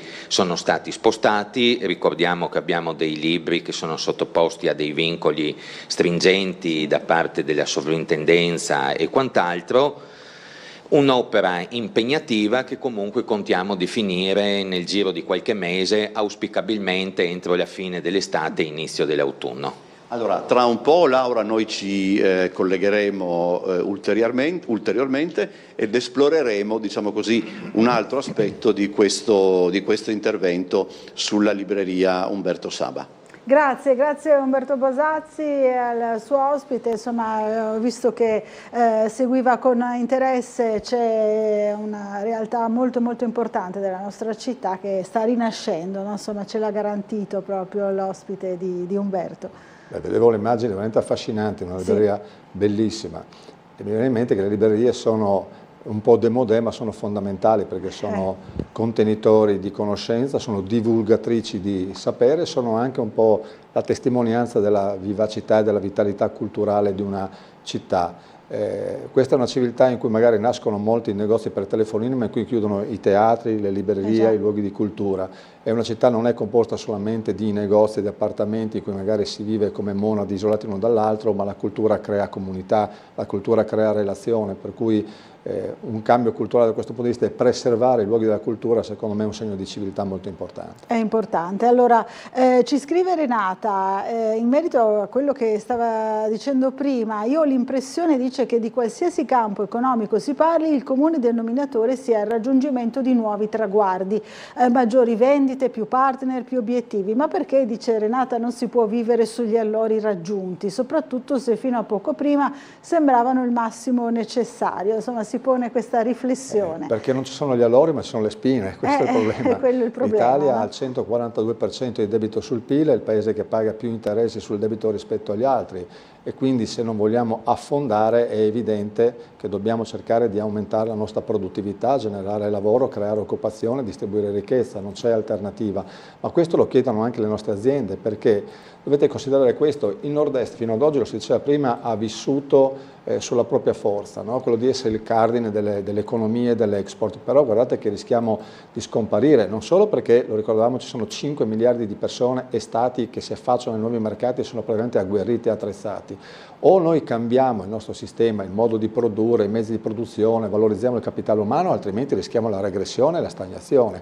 Ecco perché l'Europa diventa un'opportunità. Se noi vogliamo competere con un pizzico in più di serenità in questo mare tempestoso del mercato globale, perché questo è, dovremmo consentire a queste aziende di avere finanziamenti e capitali che arriveranno dall'Europa e non più dallo Stato centrale. Noi abbiamo una zavorra pesantissima che è il nostro debito pubblico, dovremmo rispettare il patto di stabilità che a noi non piace ma c'è e conseguentemente o aumentiamo la produttività, la ricchezza, le performance delle nostre aziende, altrimenti non avremo una decrescita felice ma una decrescita profondamente infelice. Allora, torniamo alla lettura dei giornali, tra le pagine appunto regionali del Piccolo di oggi ha fatto scalpore anche la questione del nucleare, no? L'altro ieri il Presidente Fedriga ha aperto in qualche modo, ha detto il nostro territorio è comunque disponibile a tecnologie però molto avanzate, insomma di ultima generazione, le opposizioni sono insorte, hanno usato addirittura poi le parole di un esponente di Fratelli d'Italia che si diceva contrario, però poi ha chiarito al nucleare di vecchia generazione. Cosa pensa di questa uscita, insomma, di Fedriga e poi del dibattito che si è creato? Le faccio una premessa. Temi così importanti e così delicati non dovrebbero essere tirati fuori in campagna elettorale perché poi si prestano alle strumentalizzazioni più viete. In realtà le do un dato, la prima fonte di produzione di energia elettrica in Europa è il nucleare, il 23%, grazie ai 56 reattori che ha la Francia. La Cina si sta predisponendo a realizzarne altre. Ma in realtà non si stava discutendo su costruire centrali nucleari tipo Krsko in Friuli Venezia Giulia. Si stava parlando del nucleare di ultima generazione per la quale oggi la Danieli, che lo sta studiando, dice ci vorrà qualche quinquennio. Si parla di qualcosa che varrà tra 15-20 anni, speriamo prima perché sarebbe il nucleare sicuro e pulitissimo. È evidente che il Friuli Venezia Giulia ha qualche criticità, essendo una zona fortemente a rischio dal punto di vista sismico, ma non parliamo di centrali gigantesche, parliamo appunto di qualcosa di futuribile, rispetto al quale io avrei un approccio puramente aperto, riaprirei questo dossier. Se vogliamo energia pulita, sappiamo che con le rinnovabili da sole non possiamo andare avanti, insomma è qualcosa che riguarda il futuro, sul quale un dibattito secondo me si può fare, e invece al contrario si dice no, qui si vogliono portare le centrali nucleari, dove metteremo le scorie se viene un terremoto, ma non si sta parlando del nucleare di oggi, si sta parlando di qualcosa per cui la scienza si sta impegnando, che garantirebbe assolutamente non rischi e molta disponibilità energetica, e quindi è un dibattito che va fatto pacatamente, senza inquinarlo con le scorie ideologiche e politiche della campagna elettorale. Allora, una telefonata, buongiorno, chi è in linea con noi?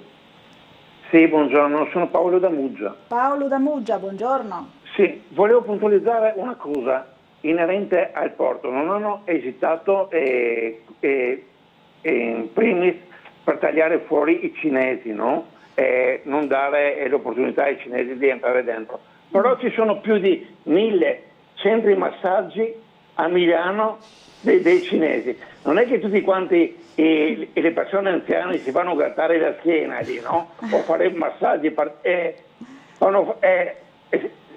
sono inerenti alla prostituzione, e la Cina è molto vicino alla Russia in tutto ciò. È un censimento da parte del popolo cinese qui in Italia non si è mai fatto, e soprattutto dobbiamo stare attenti anche ad altro, perché se la linea Serbia apre un domani, come ha detto Tajani, nel 2028-2030, che vengono aprono i confini anche a loro, siamo fatti noi in pratica. Non siamo come l'Austria. In Austria non si vedono tanti extracomunitari in giro, che hai fatto un grande lavoro su, e neanche in prostituzione, solamente al circuito chiuso. Grazie Paolo. Allora, parte dall'operazione Via della Seta, poi che è stata stoppata in qualche modo, per poi arrivare ad altro, no? Però diciamo che, stiamo attenti. Con tutto rispetto per i cinesi che sono nel nostro paese, che operano, che lavorano, ci sono insomma 3 aspetti che ha sottolineato anche il nostro ascoltatore. Il primo è che la Cina è molto più preoccupata, mi preoccupano molto di più, come dire, i potenziali industriali di predominio economico della Cina che i centri massaggi. La Cina ormai è una potenza mondiale che ha un gap gigantesco, noi abbiamo un gap gigantesco rispetto a loro dal punto di vista tecnologico, dell'intelligenza artificiale, della produzione delle materie della gestione delle materie prime, delle terre rare, le detengono il 37% ma gestiscono il 70% della distribuzione mondiale, nella sua presenza capillare nei vari continenti. 2, è vero, c'è anche una presenza commerciale di bassa qualità, talvolta anche dubbia dal punto di vista imprenditoriale, sul quale però occorre focalizzare l'attenzione. Noi lo facciamo anche nel mio comune, tanto con la polizia locale quanto la Guardia di Finanza, questo anche per scremare chi opera nella legalità e opera con trasparenza da chi invece opera nell'opacità. E il terzo aspetto di cui si parla pochissimo è il cosiddetto soft power, cioè la Cina entra nei nostri paesi non solamente con la potenza economica ma anche con la forza suadente dei centri culturali, delle attività di carattere divulgativo, cercando di portare i paesi a forza di, ovviamente finanziando, mettendo denaro, costruendo, come dire, un'immagine molto suadente, molto affascinante della Cina, che in realtà è sempre una forma di colonizzazione molto molto morbida, ma esiste anche quello, e quindi è un avversario temibile, però tanto di cappello, voglio dire. Allora, un'altra telefonata, pronto? Buongiorno, chi è in linea con noi? Sì. Buongiorno, sono Dino. Io volevo fare una richiesta al candidato del Fratelli d'Italia. Sì. Io volevo dire una cosa. Ieri pomeriggio io ho seguito un seminario sulla sulle persone che vivono in Friuli Venezia Giulia e in che modo si sono, allontanate, soprattutto i giovani, negli ultimi 10 anni. Bene. È venuto fuori un dato veramente pauroso. Nel Friuli Venezia Giulia negli ultimi 10 anni sono andati via 50.000 giovani. C'è gente che finiva di fare le proprie scuole, le superiori e le università, oppure che intraprendeva per prendere un nuovo lavoro, che sono andati via dal Friuli Venezia Giulia non avendo un futuro, prossimo per la loro vita, per programmare le famiglie, per trovare un posto di lavoro bene remunerato. E in più volevo chiedere un'altra cosa, con la situazione sanitaria che abbiamo in Italia, oggi come oggi, ma è possibile che un capo del governo come la Meloni, che sembrava che fosse una parte sociale, perché il movimento sociale italiano di una volta era soprattutto per il sociale, tanto fa che avevano quasi le proposte uguali a quelle di Berlinguer Almirante, no? Che abbia messo 1 miliardo a favore delle squadre di calcio e abbia messo soltanto 3 miliardi dove erano previsti 8 per la sanità, e siamo in continua emergenza sanitaria. Allora io mi chiedo, come può un paese andare avanti in queste condizioni quando noi abbiamo gli appuntamenti specialistici, che se uno ha un male... Le liste d'attesa. Allora, grazie Dino, purtroppo dobbiamo sfumare la telefonata perché siamo quasi in conclusione di questa prima parte. Allora, una bella domanda anche questa. È una domanda complessa, cerco di rispondere rapidissimamente. La fuga dei cervelli, la fuga dei giovani è un fenomeno che esiste, ma in parte sono mitigata. L'ultimo decreto del governo ha 2 misure, una per riattirare i giovani che sono andati via e l'altra per consentire di rimanere. Cosa bisogna creare? Un ecosistema ideale, ma in realtà il sistema industriale Friuli Venezia Giulia offre ormai delle opportunità gigantesche ai giovani, soprattutto quelli che hanno alta specializzazione, perché è un sistema ad alto valore aggiunto tecnologico, basta andare a visitare, e c'è fame di questi ragazzi. Accanto però all'opportunità professionale, quindi all'appagamento del percorso lavorativo, occorre generare, come dire, la possibilità di avere una casa, quindi puntare molto sull'housing sociale, bisogna rivedere anche magari rafforzare le politiche regionali e creare anche le condizioni per poter avere i figli, l'asilo nido, insomma tutte quelle che sono delle commodities cosiddette che consentono a una persona di poter lavorare, essere appagato per il proprio futuro e avere anche una serie di servizi. Sulla questione della sanità faccio notare che, a parte che il calcio è un segmento economico importantissimo e rilevante che dà lavoro a migliaia e migliaia di persone, noi guardiamo solamente il campionato ma c'è molto dietro, che questo governo è quello che in assoluto ha messo più risorse sulla sanità e oltretutto l'Europa, che noi guardiamo solamente dal punto di vista economico, può essere un'opportunità anche per rafforzare quelli che sono i presidi sanitari nel nostro territorio. Qui però si aprirebbe un'altra partita sulla revisione dell'architettura dell'assetto sanitario del nostro paese, ma magari ne discuteremo un'altra volta. Allora torneremo a invitare il nostro ospite sicuramente, intanto lo salutiamo, grazie di essere stato con noi e torni presto a trovarci qui a Sveglia Trieste. Grazie, molto volentieri, grazie a voi e anche agli spettatori. Grazie, noi ci fermiamo per un po' di pubblicità, a fra pochissimo.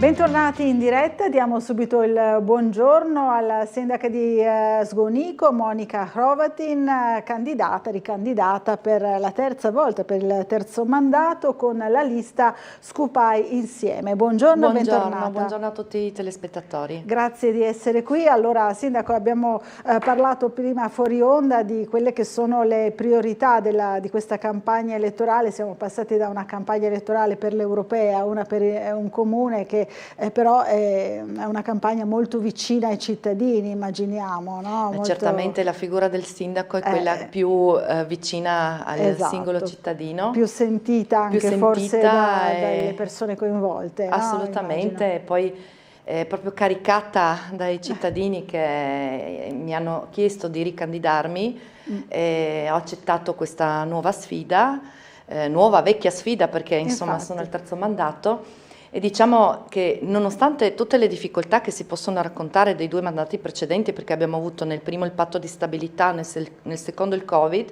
siamo riusciti a portare a casa qualcosa come 4 milioni di euro tra opere pubbliche, investimenti, manutenzioni ordinarie e servizi diciamo ai cittadini, più il sociale, la cultura e tutto il resto. Per cui nonostante le difficoltà siamo riusciti a fare questo. Adesso speriamo che, tolte queste difficoltà, insomma, riusciamo a portare a termine quello che abbiamo avviato l'ultimo anno di questo mandato, perché abbiamo una serie di progettazioni già in essere di opere pubbliche anche abbastanza cospicue che sono già avviate, per cui alla fine ovviamente spero di portarle avanti io, ma è già impostato il lavoro per i prossimi almeno 3 anni, 4 di mandato. Benissimo, allora ne parliamo sicuramente fra pochissimo, ma ora torniamo dal nostro Umberto Bosazzi, che si trova sempre all'interno della libreria Umberto Saba, da un altro punto di vista e con altri ospiti. Allora Umberto, raccontaci con chi ti trovi e dove, in quale sede insomma all'interno della biblioteca. Allora, siamo in compagnia dell'avvocato Paolo Volli, che per la comunità ebraica, come diceva prima il vicepresidente, è assessore al patrimonio immobiliare, se non mi sbaglio, e poi assieme a Livio Vasieri, che è l'assessore alla cultura della comunità ebraica. Avvocato Volli, è stato anche un lavoro, è ancora un lavoro affascinante, difficile, complesso, però affascinante perché, insomma, adesso detta così, ogni tanto salta fuori qualcosa di nuovo. Non solo salta fuori qualcosa di nuovo, ma voglio dire, io ho un legame particolare con la libreria. Io ho lo studio 2 piani più sopra, lo studio era prima di mio padre e prima ancora di mio nonno, per cui è da quasi 100 anni che per un verso o per l'altro la mia famiglia frequenta. Io con Mario Cerne mi vedevo ogni giorno, salgo e scendo minimo 4 volte al giorno, per cui è stato un legame particolare e lui stesso mi ha mostrato più volte cose assolutamente inaspettate. Abbiamo trovato qua libri, cose forse di non grande valore economico, ma certamente di un gran valore storico, culturale, per cui qua effettivamente è venuto fuori un po' di tutto. Poi naturalmente facendo i lavori e ribaltando tutto, naturalmente abbiamo trovato e abbiamo cercato cosa c'era da salvare, da trasmettere alle prossime generazioni. Mi dice, c'è un discorso sulla carta da parati importante, che può sembrare minimo, ma in realtà non lo è. Allora, la libreria ha vari vincoli che impongono certe cose. La prima cosa è, questo è studio d'autore, per cui questa ha una destinazione di uso, libreria antiquaria è, libreria antiquaria deve restare. Nell'ambito del studio d'autore e del vincolo, per esempio, è vincolata anche la carta da parati. La carta da parati, che risale agli inizi del Novecento come tutta quanta la casa, verrà restaurata. C'è una ditta specializzata di Gorizia che verrà, io voglio vedere come perché sono affascinato da queste cose, e restaurano tutta la carta, la puliscono, tolgono le muffe e la riattaccano dove è scollata, e la parte dove manca la carta da parati viene dipinta col colore del fondo, un po' come si fa con i quadri antichi, e rimane così. La cosa da notare è che abbiamo 4 tipi di carte da parate diverse qua dentro, che sono, non si sa perché, ma va bene, e sono molto belle. Devo dire la verità, l'architetto Guagnini mi ha detto: guarda che sono una delle cose più preziose che c'è qua dentro, appunto perché risale agli inizi del Novecento, circa 120 anni fa. Laddove invece, assessore Visieri, la biblioteca, la libreria, può far parte anche, no, di un percorso culturale ebraico all'interno della città? Certamente, si può calcolare che la libreria Saba è un punto un po' fondamentale, forse in occasione di un giro turistico anche in città, che può portare a conoscere meglio la comunità, quindi il suo museo, quindi la sinagoga, cioè un percorso ebraico. E quindi questa è una cosa che noi della comunità appunto tendiamo a agevolare, cioè questo restauro, questo lavoro veramente pregevole e anche complesso tutto sommato, perché coinvolge tanti tipi di attività. Quindi Prego. No, mi dica. No, pensavo che avesse concluso. Sì. Okay. Praticamente sì. Allora, succede sempre, sono bellissime anche queste cose. Allora Laura, noi chiudiamo questo collegamento dalla libreria Umberto Saba. Ricordo soltanto che si può anche contribuire con il 5 per 1000 al recupero e al restauro della libreria. C'è anche fuori dalla libreria un QR code, no? Che si può... C'è anche un conto corrente dedicato alla libreria, perché l'impegno, si capisce che l'impegno non solo organizzativo ma anche economico non è cosa da poco. Allora, grazie Laura, ti restituisco la linea, ho dimenticato, chiedo scusa, di salutare anche la tua ospite, e noi poi dopo, tra un po', ci rivediamo da un'altra parte della città, andremo a San Giacomo. Grazie Umberto, grazie anche ai tuoi ospiti che salutiamo. È un'operazione affascinante ma complessa, no? Questa del restauro della libreria storica, della libreria Umberto Saba di via San Nicolò. Allora ringraziamo il nostro collega. Allora fra pochissimo torniamo sui temi proprio di Sgonico, ma prima dobbiamo dare spazio a una piccola barra pubblicitaria. A fra pochissimo.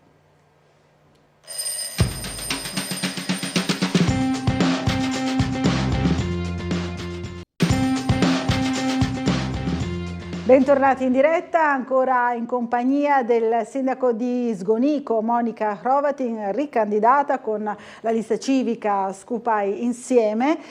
Allora, diceva prima della pubblicità, tante opere già impostate, da qui a 3 anni, insomma il lavoro non manca nel comune di Sgonico. Quali sono queste opere importanti? Abbiamo da riqualificare il municipio, abbiamo già 200.000 euro stanziati, il progetto è già pronto da avviare.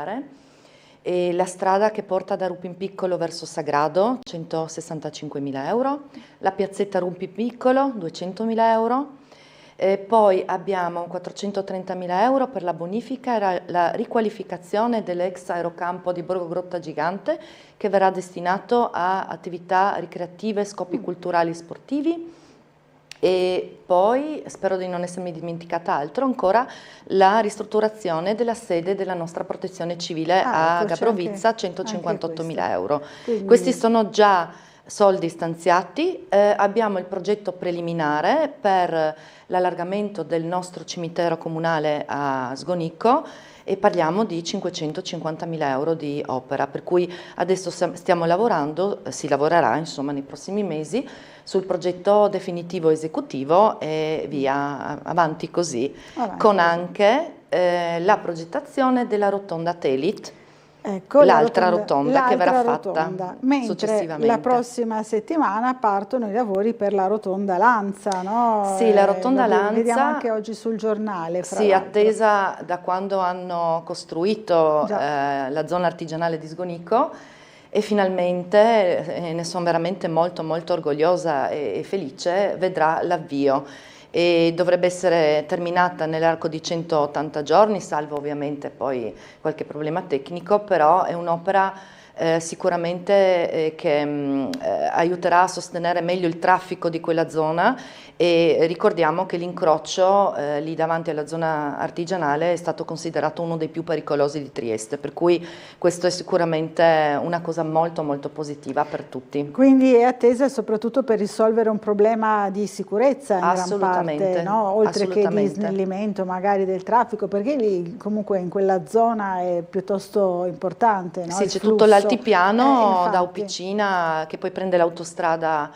lì nell'intersezione di Sgonico e ovviamente c'è tanto traffico, soprattutto nei periodi estivi, ma anche durante tutto l'anno. Quindi è attesa da 20 anni, da no? più di 20 anni. Da più di 20 anni, insomma, questa operazione che dovrebbe concludersi, diceva 180 giorni, quindi in novembre più o meno. Indicativamente a novembre, si taglierà il nastro. Sì. E quindi ci sarà questa nuova rotonda che snellirà un po' la circolazione e la renderà sicura. È sicura soprattutto, si sono verificati anche vari incidenti da quelle parti, no? Assolutamente, lo ricordiamo, è parecchio importante.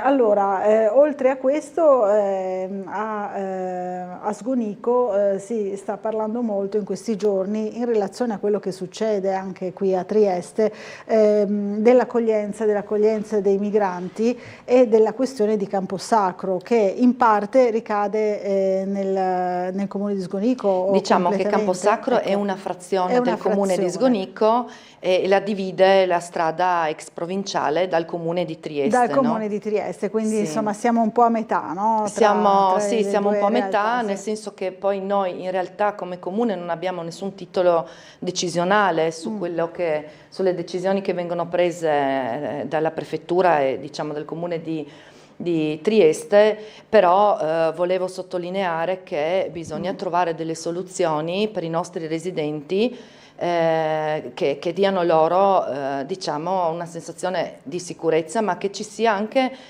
ci siano anche dei servizi in più, certo, perché vorrei ricordare che poi le persone, i migranti, insomma, ovviamente, ripeto, l'ho ripetuto tante volte, e il silos in questo momento è assolutamente una cosa, nel 2024 in Europa una cosa del genere veramente fa male al cuore, per cui una soluzione assolutamente va trovata a questa situazione, ed era stata anche individuata recentemente nel mercato coperto, sempre vicino al silos, anche perché poi queste persone, se anche vengono poi trasferite a Camposacro, si spostano in città, usufruiscono dei mezzi, vanno a mangiare nei centri, insomma, loro adibiti in città. Per cui se la prefettura e il comune di Trieste decidono, penso che abbiano ormai già preso la decisione, credo che bisogna mettersi a un tavolo di confronto per ovviare a determinate problematiche, perché i nostri residenti hanno anche diritto di vivere, diciamo, in tranquillità. In tranquillità, anche perché ricordiamo, ci sono state varie proteste da parte dei cittadini che abitano, no, in quella zona, che si sono anche un po' riuniti, insomma, in una specie di comitato che ho accolto in comune, infatti, ha accolto in comune. Sono pochi rispetto a quella che è la presenza prevista. Sì, lì ci sono circa 120 residenti, anche se è stato detto che ci sarà un numero ridotto rispetto al passato di presenze, però vorrei, ripeto, che ci fosse un tavolo di confronto proprio per capire i numeri e per capire come verrà svolta questa attività. Io ho anche invitato il prefetto e il sindaco di Trieste a venire su a parlare anche con i nostri cittadini, ma anche con quelli di Prosecco, voglio dire tutta la zona dell'altipiano, per trovare delle soluzioni comuni che soddisfino un po' tutte le esigenze. Anche perché, lo si diceva prima, non è la prima volta, no, che il campo scout viene utilizzato per questi scopi. La pandemia era stato... Sì, c'era il periodo emergenziale, per cui bisognava, diciamo, in qualche maniera venire incontro alla problematica, però adesso, se si fa un'altra cosa, bisogna farla nel modo giusto, dico nel io. modo giusto, coinvolgendo, insomma, le persone che chi abita il territorio. Sul territorio. Uno dei problemi che vengono evidenziati spesso dai residenti, proprio evidentemente molto sentito, è quello anche dei trasporti, no? Sì, già sull'altipiano possiamo dire che mancano trasporti in determinate fasce orarie, e addirittura abbiamo frazioni scoperte dal passaggio dell'autobus, parlo ad esempio della stazione di Prosecco, per cui si fanno determinate scelte, cerchiamo di portare anche dei servizi poi a beneficio di tutti, della cittadinanza, no? Chiaro.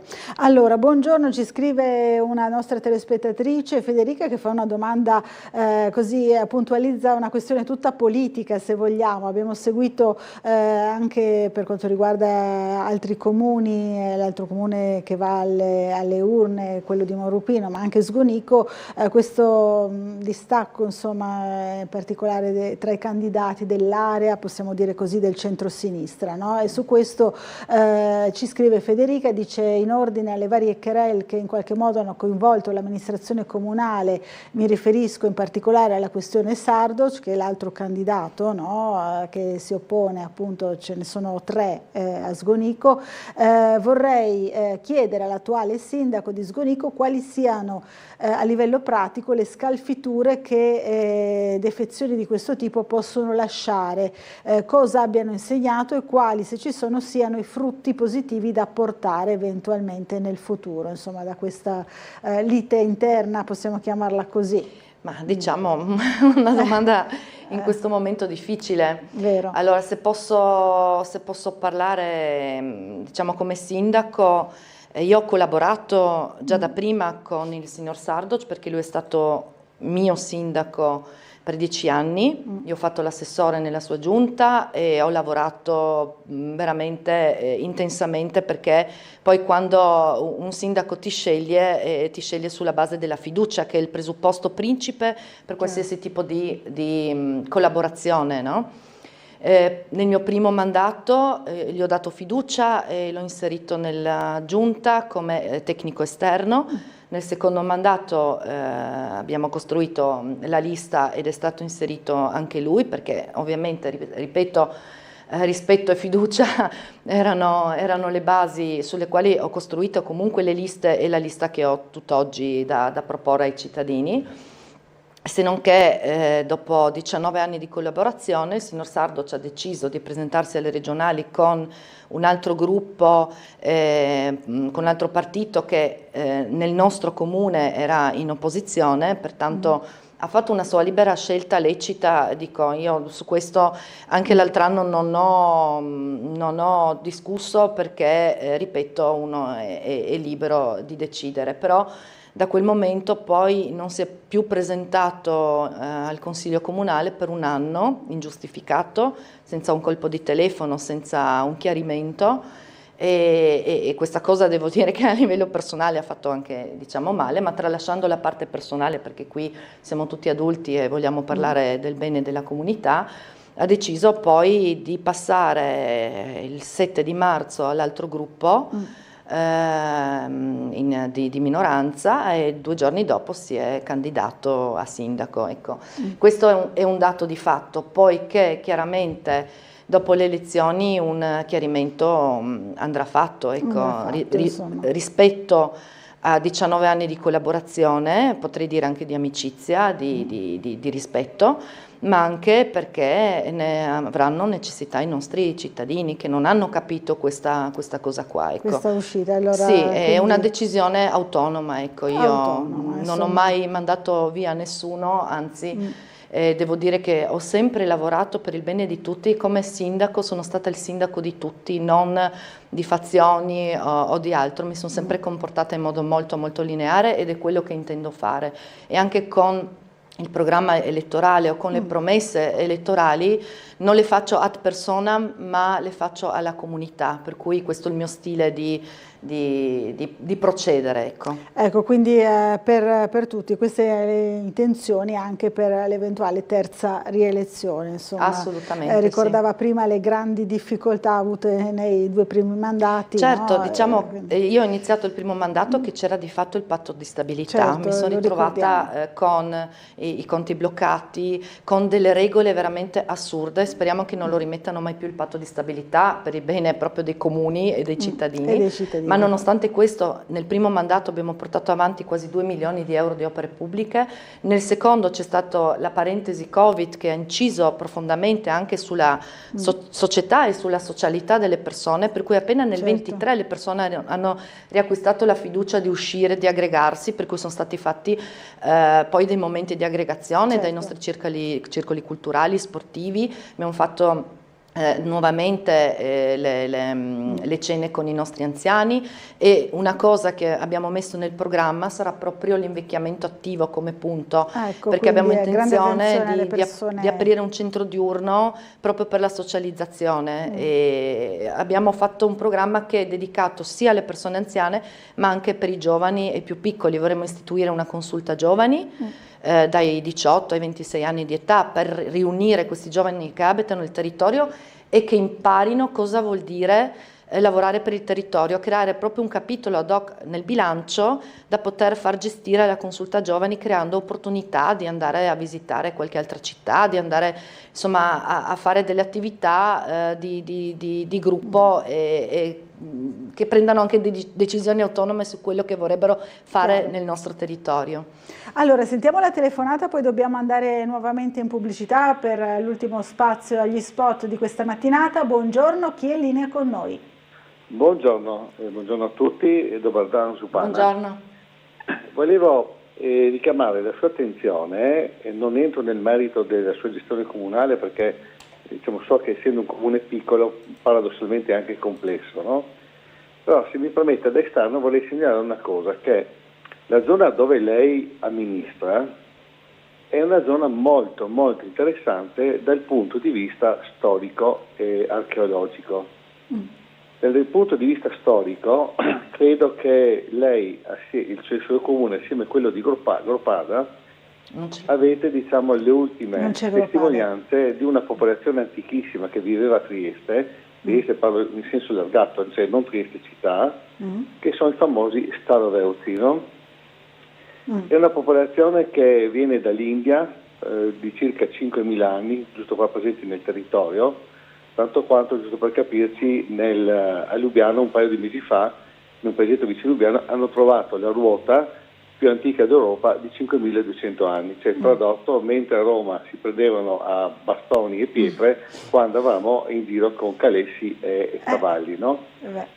Il primo impatto, diciamo, per la presenza di questa popolazione nel territorio sono le famose case carsiche, che voi ne avete abbastanza, con quei portali in pietra, in centro generalmente c'è un IHS e con sotto l'anno, no? Quelle nell'antichità stavano a indicare che quella lì era una casa in cui vivevano staroveuzi, no? Che erano anche dei sciamani. Ecco, io le offro questo spunto di riflessione che magari ci può saltare fuori qualcosa di interessante a livello turistico. Va bene. E poi la richiamo ancora sull'attenzione di intestare una via, un luogo a un noto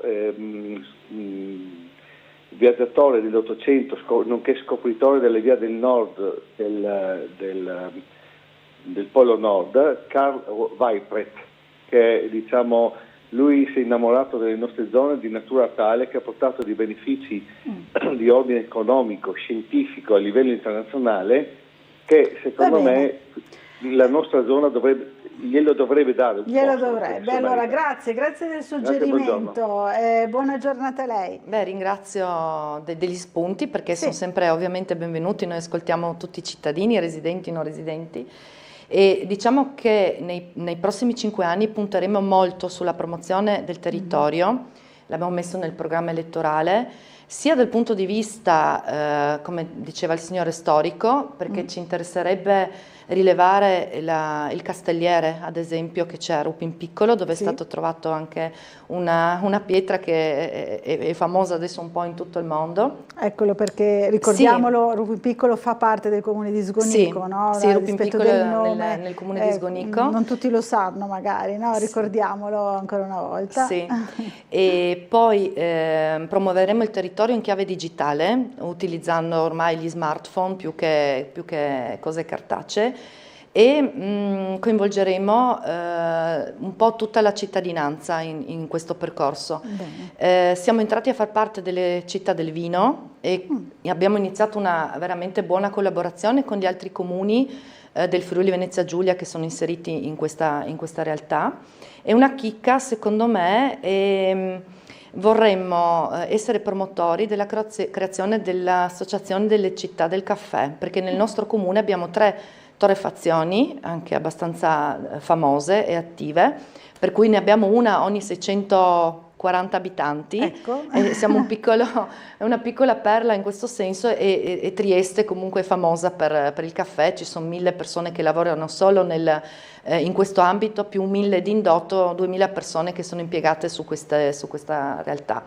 Oltre a questo, prossimamente partiranno i lavori sulle piste antincendio dei nostri sentieri. È importante. Si farà una pulizia su 28 chilometri di piste, che non è una cosa da poco, che poi possono essere utilizzate ovviamente anche per scopi turistici, cicloturismo, passeggiate, eccetera, perché il nostro territorio veramente è una cosa meravigliosa. Da visitare. Allora, dobbiamo fermarci per un po' di pubblicità, ci rivediamo subito dopo, ancora in compagnia del sindaco Hrovatin.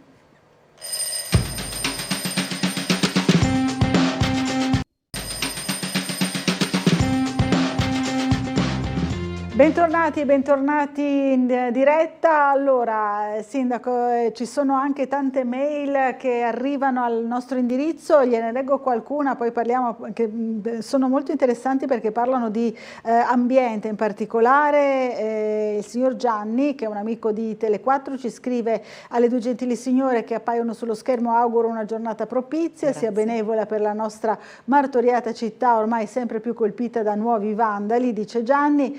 Parlo da cittadino che nel suo piccolo ha contribuito a salvare il gioiello del nostro Carso da uno sconvolgente progetto di zona industriale nel passato. Credo che la sindaca conosca questo scampato pericolo. Scrivo questo poiché si usa dire conoscere il passato ci aiuterà a costruire un futuro privo di certi madornali errori. Auguro buona campagna elettorale da Gianni. Grazie al signor Gianni.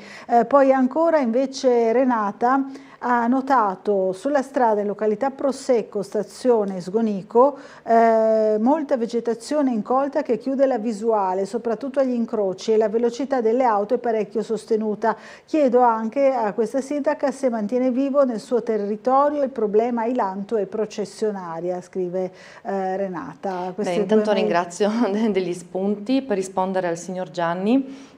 Allora, per quanto mi riguarda, nei miei 2 mandati assolutamente non si è parlato di nuove zone industriali, se non di riqualificazione delle ex aree militari dismesse, ecco. Ma anche qui, e sto parlando in particolar modo della caserma Dardi, non per fare delle attività industriali, ma attività produttive stile zona artigianale di Sgonico, diciamo. Chiaro, una visione un po' più tranquilla, anche per tranquillizzare i cittadini. È compatibile anche con l'ambiente. Compatibile no? anche con l'ambiente, stiamo circondati da Natura 2000, vorrei ricordare SIC, ZPS, per cui diciamo che anche noi abbiamo dei vincoli sopraordinati per i quali non è che si può fare quello che vuole, ma neanche si desidera fare quello che si vuole, no?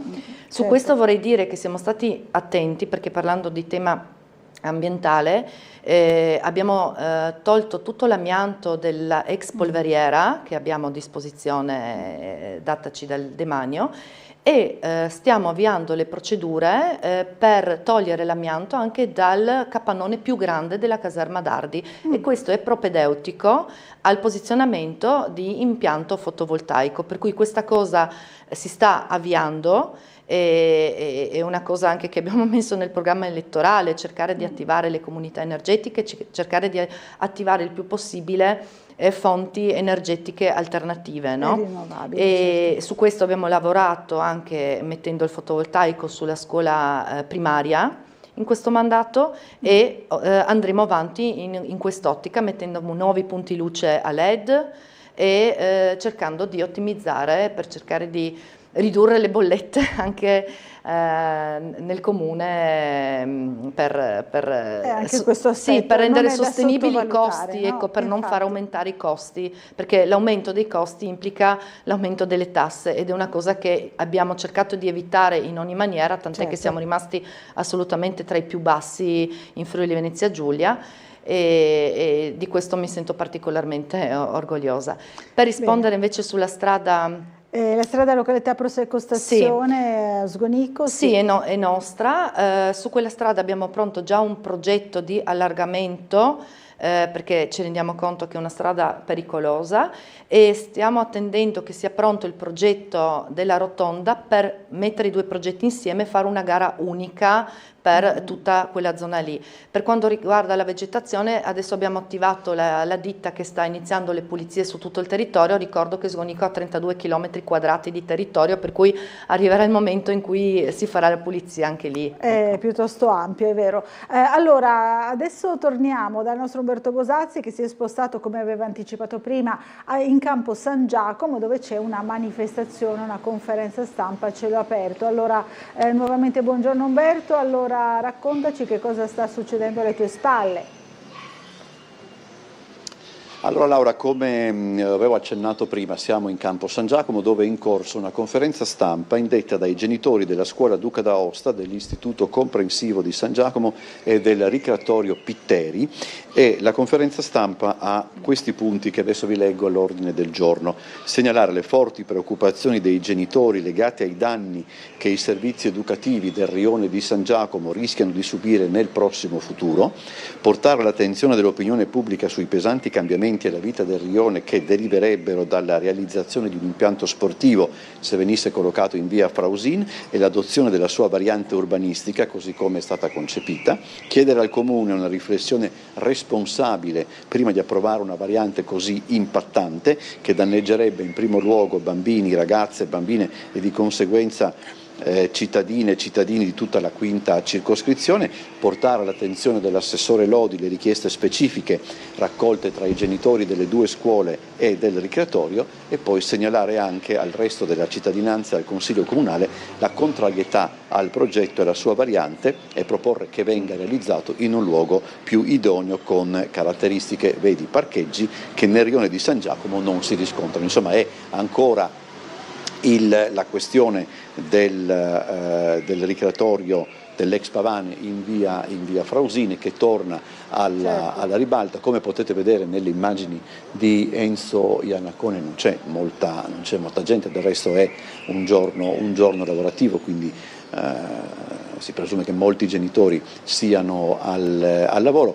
Poi dopo vedremo anche di intervistare le persone alla fine della conferenza stampa, vedremo che cosa emergerà. Se riusciamo lo faremo prima della fine di Sveglia Trieste, altrimenti rimandiamo tutto ad un servizio che realizzeremo per i telegiornali.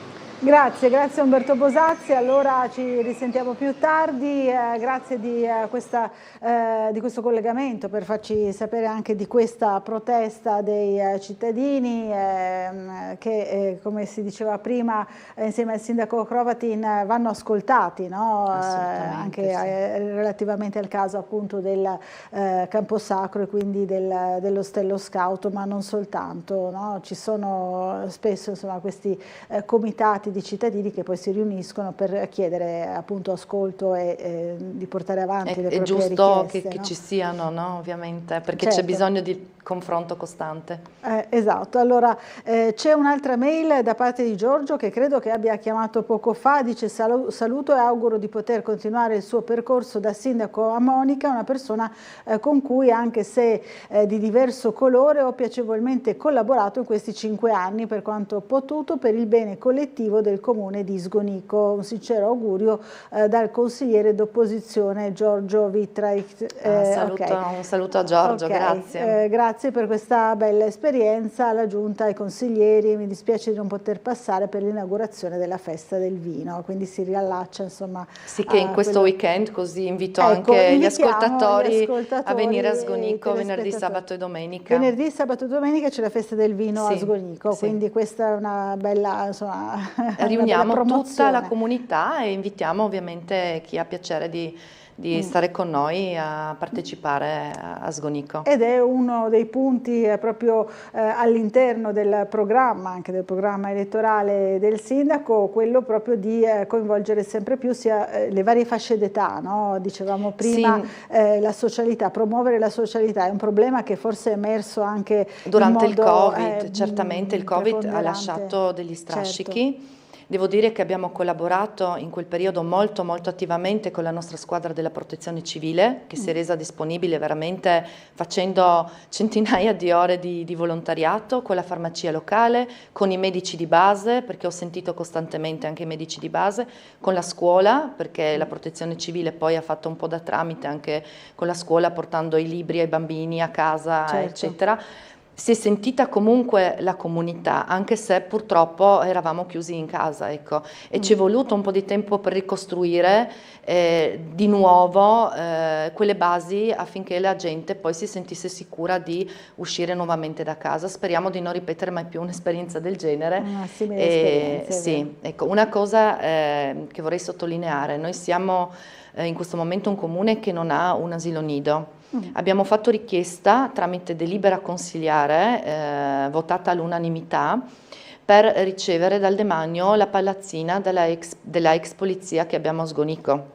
Adesso stiamo in attesa che ci sia il comitato paritetico Stato-Regione e che si avviino i documenti per poter ricevere questa palazzina, perché sarebbe veramente idonea per creare lì un asilo nido, perché c'è il giardino, una volta c'era già una scuola, insomma è veramente una location ideale e questo è una cosa alla quale ci terrei particolarmente perché ho lavorato tanto per la scuola di infanzia e la scuola elementare, adesso mi manca ancora questo pezzettino che vorrei realizzare. È la fascia della prima infanzia. La fascia della prima infanzia, sì. quindi è importantissimo insomma che anche Sgonico, anche il comune di Sgonico abbia finalmente il suo asilo nido, una realizzazione che vorrebbe vedere. Mi piacerebbe portata lì sarebbe la location perfetta, sì. Il luogo ideale. Invece in tema di tutela dell'ambiente di cui parlavamo prima c'è anche l'aspetto, ne ha fatto cenno prima, non solo della promozione anche a livello turistico, no? Dell'ambiente bellissimo del Carso, ma anche della sicurezza in chiave antincendi. Abbiamo visto assolutamente, abbiamo visto cosa è successo nel 2022. Infatti cosa è capitato, e quindi per scongiurare quel pericolo bisogna lavorare sulla prevenzione, ma non solo. Una parte è la prevenzione di antincendio boschivo, sia quella attiva, quando purtroppo arrivi all'incendio, per cui squadra della protezione civile che deve essere sempre formata, che deve avere il sostegno con i mezzi e con tutta l'attrezzatura, cosa che abbiamo adesso ultimamente siamo riusciti ad acquistare grazie a un contributo regionale, nuove attrezzature per i nostri volontari. Poi c'è il discorso dell'acqua. E vorrei porre attenzione sul discorso dell'acqua sul Carso, stiamo potenziando le tubature per l'irrigazione, per l'acquedotto diciamo agricolo, che però è a servizio anche delle case di civile abitazione. Certo. Potenziandolo riusciamo a garantire la pressione che è necessaria sia per l'irrigazione ma anche per scopi antincendio. Chiaro. Avendo fatto dei calcoli con l'acquedotto del Carso, vorrei invitare tutti i nostri cittadini a bere l'acqua dell'acquedotto del Carso, perché ha ricevuto premi per la qualità a livello nazionale. La famosa acqua del sindaco. Sì, l'acqua del sindaco è assolutamente sicura, per cui bevetela. Ha fatto un calcolo che per migliorare ulteriormente, per garantire resilienza dell'acqua nel nostro territorio, dei 3 comuni, Duino-Oresina, Sgonico e Morupino, ci vorrebbero circa 9 milioni di euro di investimenti per creare 2 nuove cisterne, ma per potenziare ad Anello tutto il percorso che va da Duino-Oresina fino a Opicina, per cui questi sono i temi del futuro. L'acqua sicuramente è un tema fondamentale, perché sul Carso ce n'è necessità. Assolutamente. Allora sentiamo la telefonata. Pronto, buongiorno, chi è in linea con noi? Pronto, buongiorno, qua è Gianni. Gianni, buongiorno. Rompi scatole. Non rompe mai le scatole Gianni, assolutamente. Volevo salutare la sindaca e farle tanti auguri, ma domando, posso solo dire una parola sulla libreria del Saba? Sì, prego. Assolutamente. Quando ero più in gamba giravo per tutta Trieste e volevo tutto quello che la cultura mi poteva donare. E erano certi professori che venivano da Torino e con loro ho fatto il giro delle passeggiate che faceva il signor Sabba. Perché siamo andati su in via del Monte, siamo andati in Città Vecchia e per tutto. Però mi ero ancora più curioso e allora, dopo aver ringraziato questi professori che veramente sa le storie dopo che so di che ho l'infarinatura, sono andato alla libreria Saba. E alla libreria Saba ho parlato con il signor defunto Cerne, che ha fatto le condoglianze ai suoi cari. E lui mi raccontava una roba. Prima di tutto mi ho detto, ma dove scriveva? Perché la libreria è piccolina. E lui mi ha mostrato il canton dove che scriveva Umberto Saba. E dopo mi ha detto, la sa cosa che mi è capitato? La guardi, questo non so chi che sa. Mi è capitato che mi sono venuti dei cinesi con una borsa di soldi a dirmi che vendo questo posto. E dico dito di no. Allora devo ringraziare 2 volte il signor Cerne, perché gli ha salvato il futuro della libreria. Perché se fossi egoista e avessi ricevuto i soldi, e questo è un esempio per tutti, e coi cinesi non si scherzava, l'hai avessi messo non so cosa. Con questo ho finito, vi ringrazio, ma avevo caro dire sta roba, che non ho mai detto, perché si passa anni e anni, ma in questo momento che la libreria se metti a posto, ho detto scusami le ciacole e tanti auguri a per buona campagna elettorale alla sindaca. Grazie Volessi Gianni. venire in Carso ma non arrivo tanto. Grazie.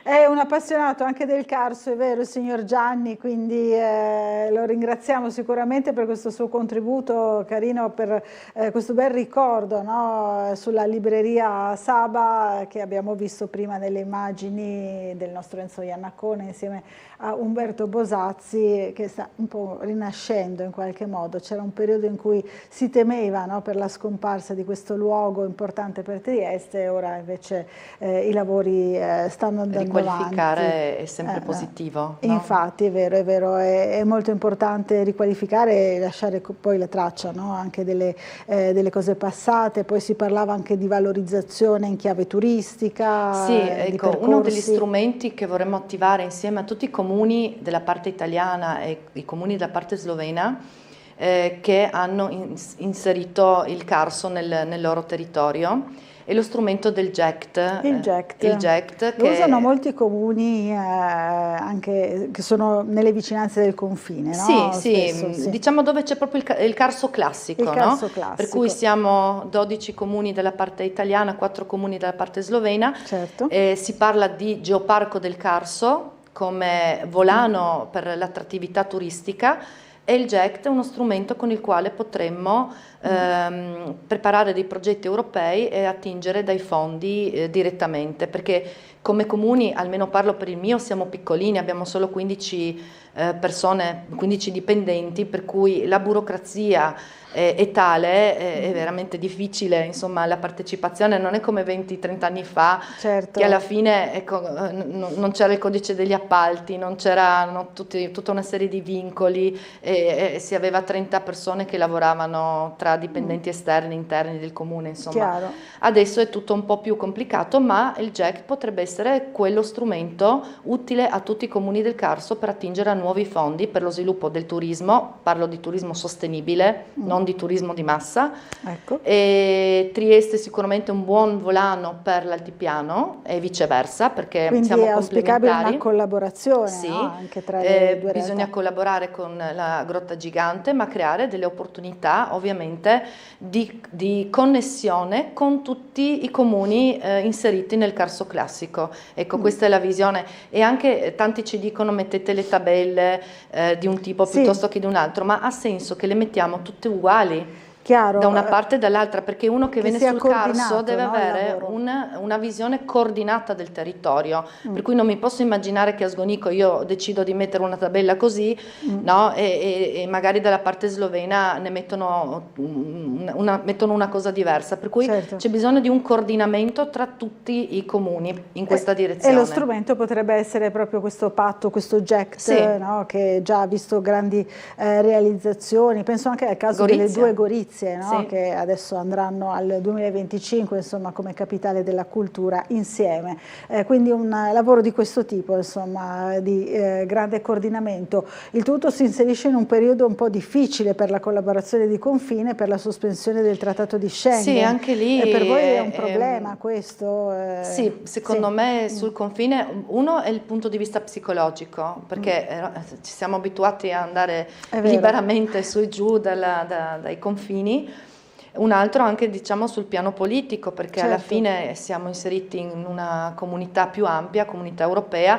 Non dico che non ci debbano essere ogni tanto dei controlli, ma che siano così serrati poi sui confini principali dove normalmente non è che passano gli immigrati, sappiamo che passano per altre vie, ecco. Per cui magari pensare di inviare le forze armate o comunque i carabinieri, la polizia a fare presidio in zone dove ce ne sarebbe più bisogno, secondo me, un mio pensiero, sarebbe più efficace. Ecco. Più efficace. Allora siamo quasi in conclusione, Sindaco, di questa trasmissione di quest'oggi. Le chiedo ancora semplicemente qual è l'appello, insomma, che si sente di fare ai cittadini di Sgonico per queste elezioni. Sì, io ai cittadini di Sgonico dico di valutare in primis la persona, quello che ha fatto, come si è comportata, con costanza, con coerenza e con i principi che l'hanno accompagnata da tutta una vita, e di scegliere tra i candidati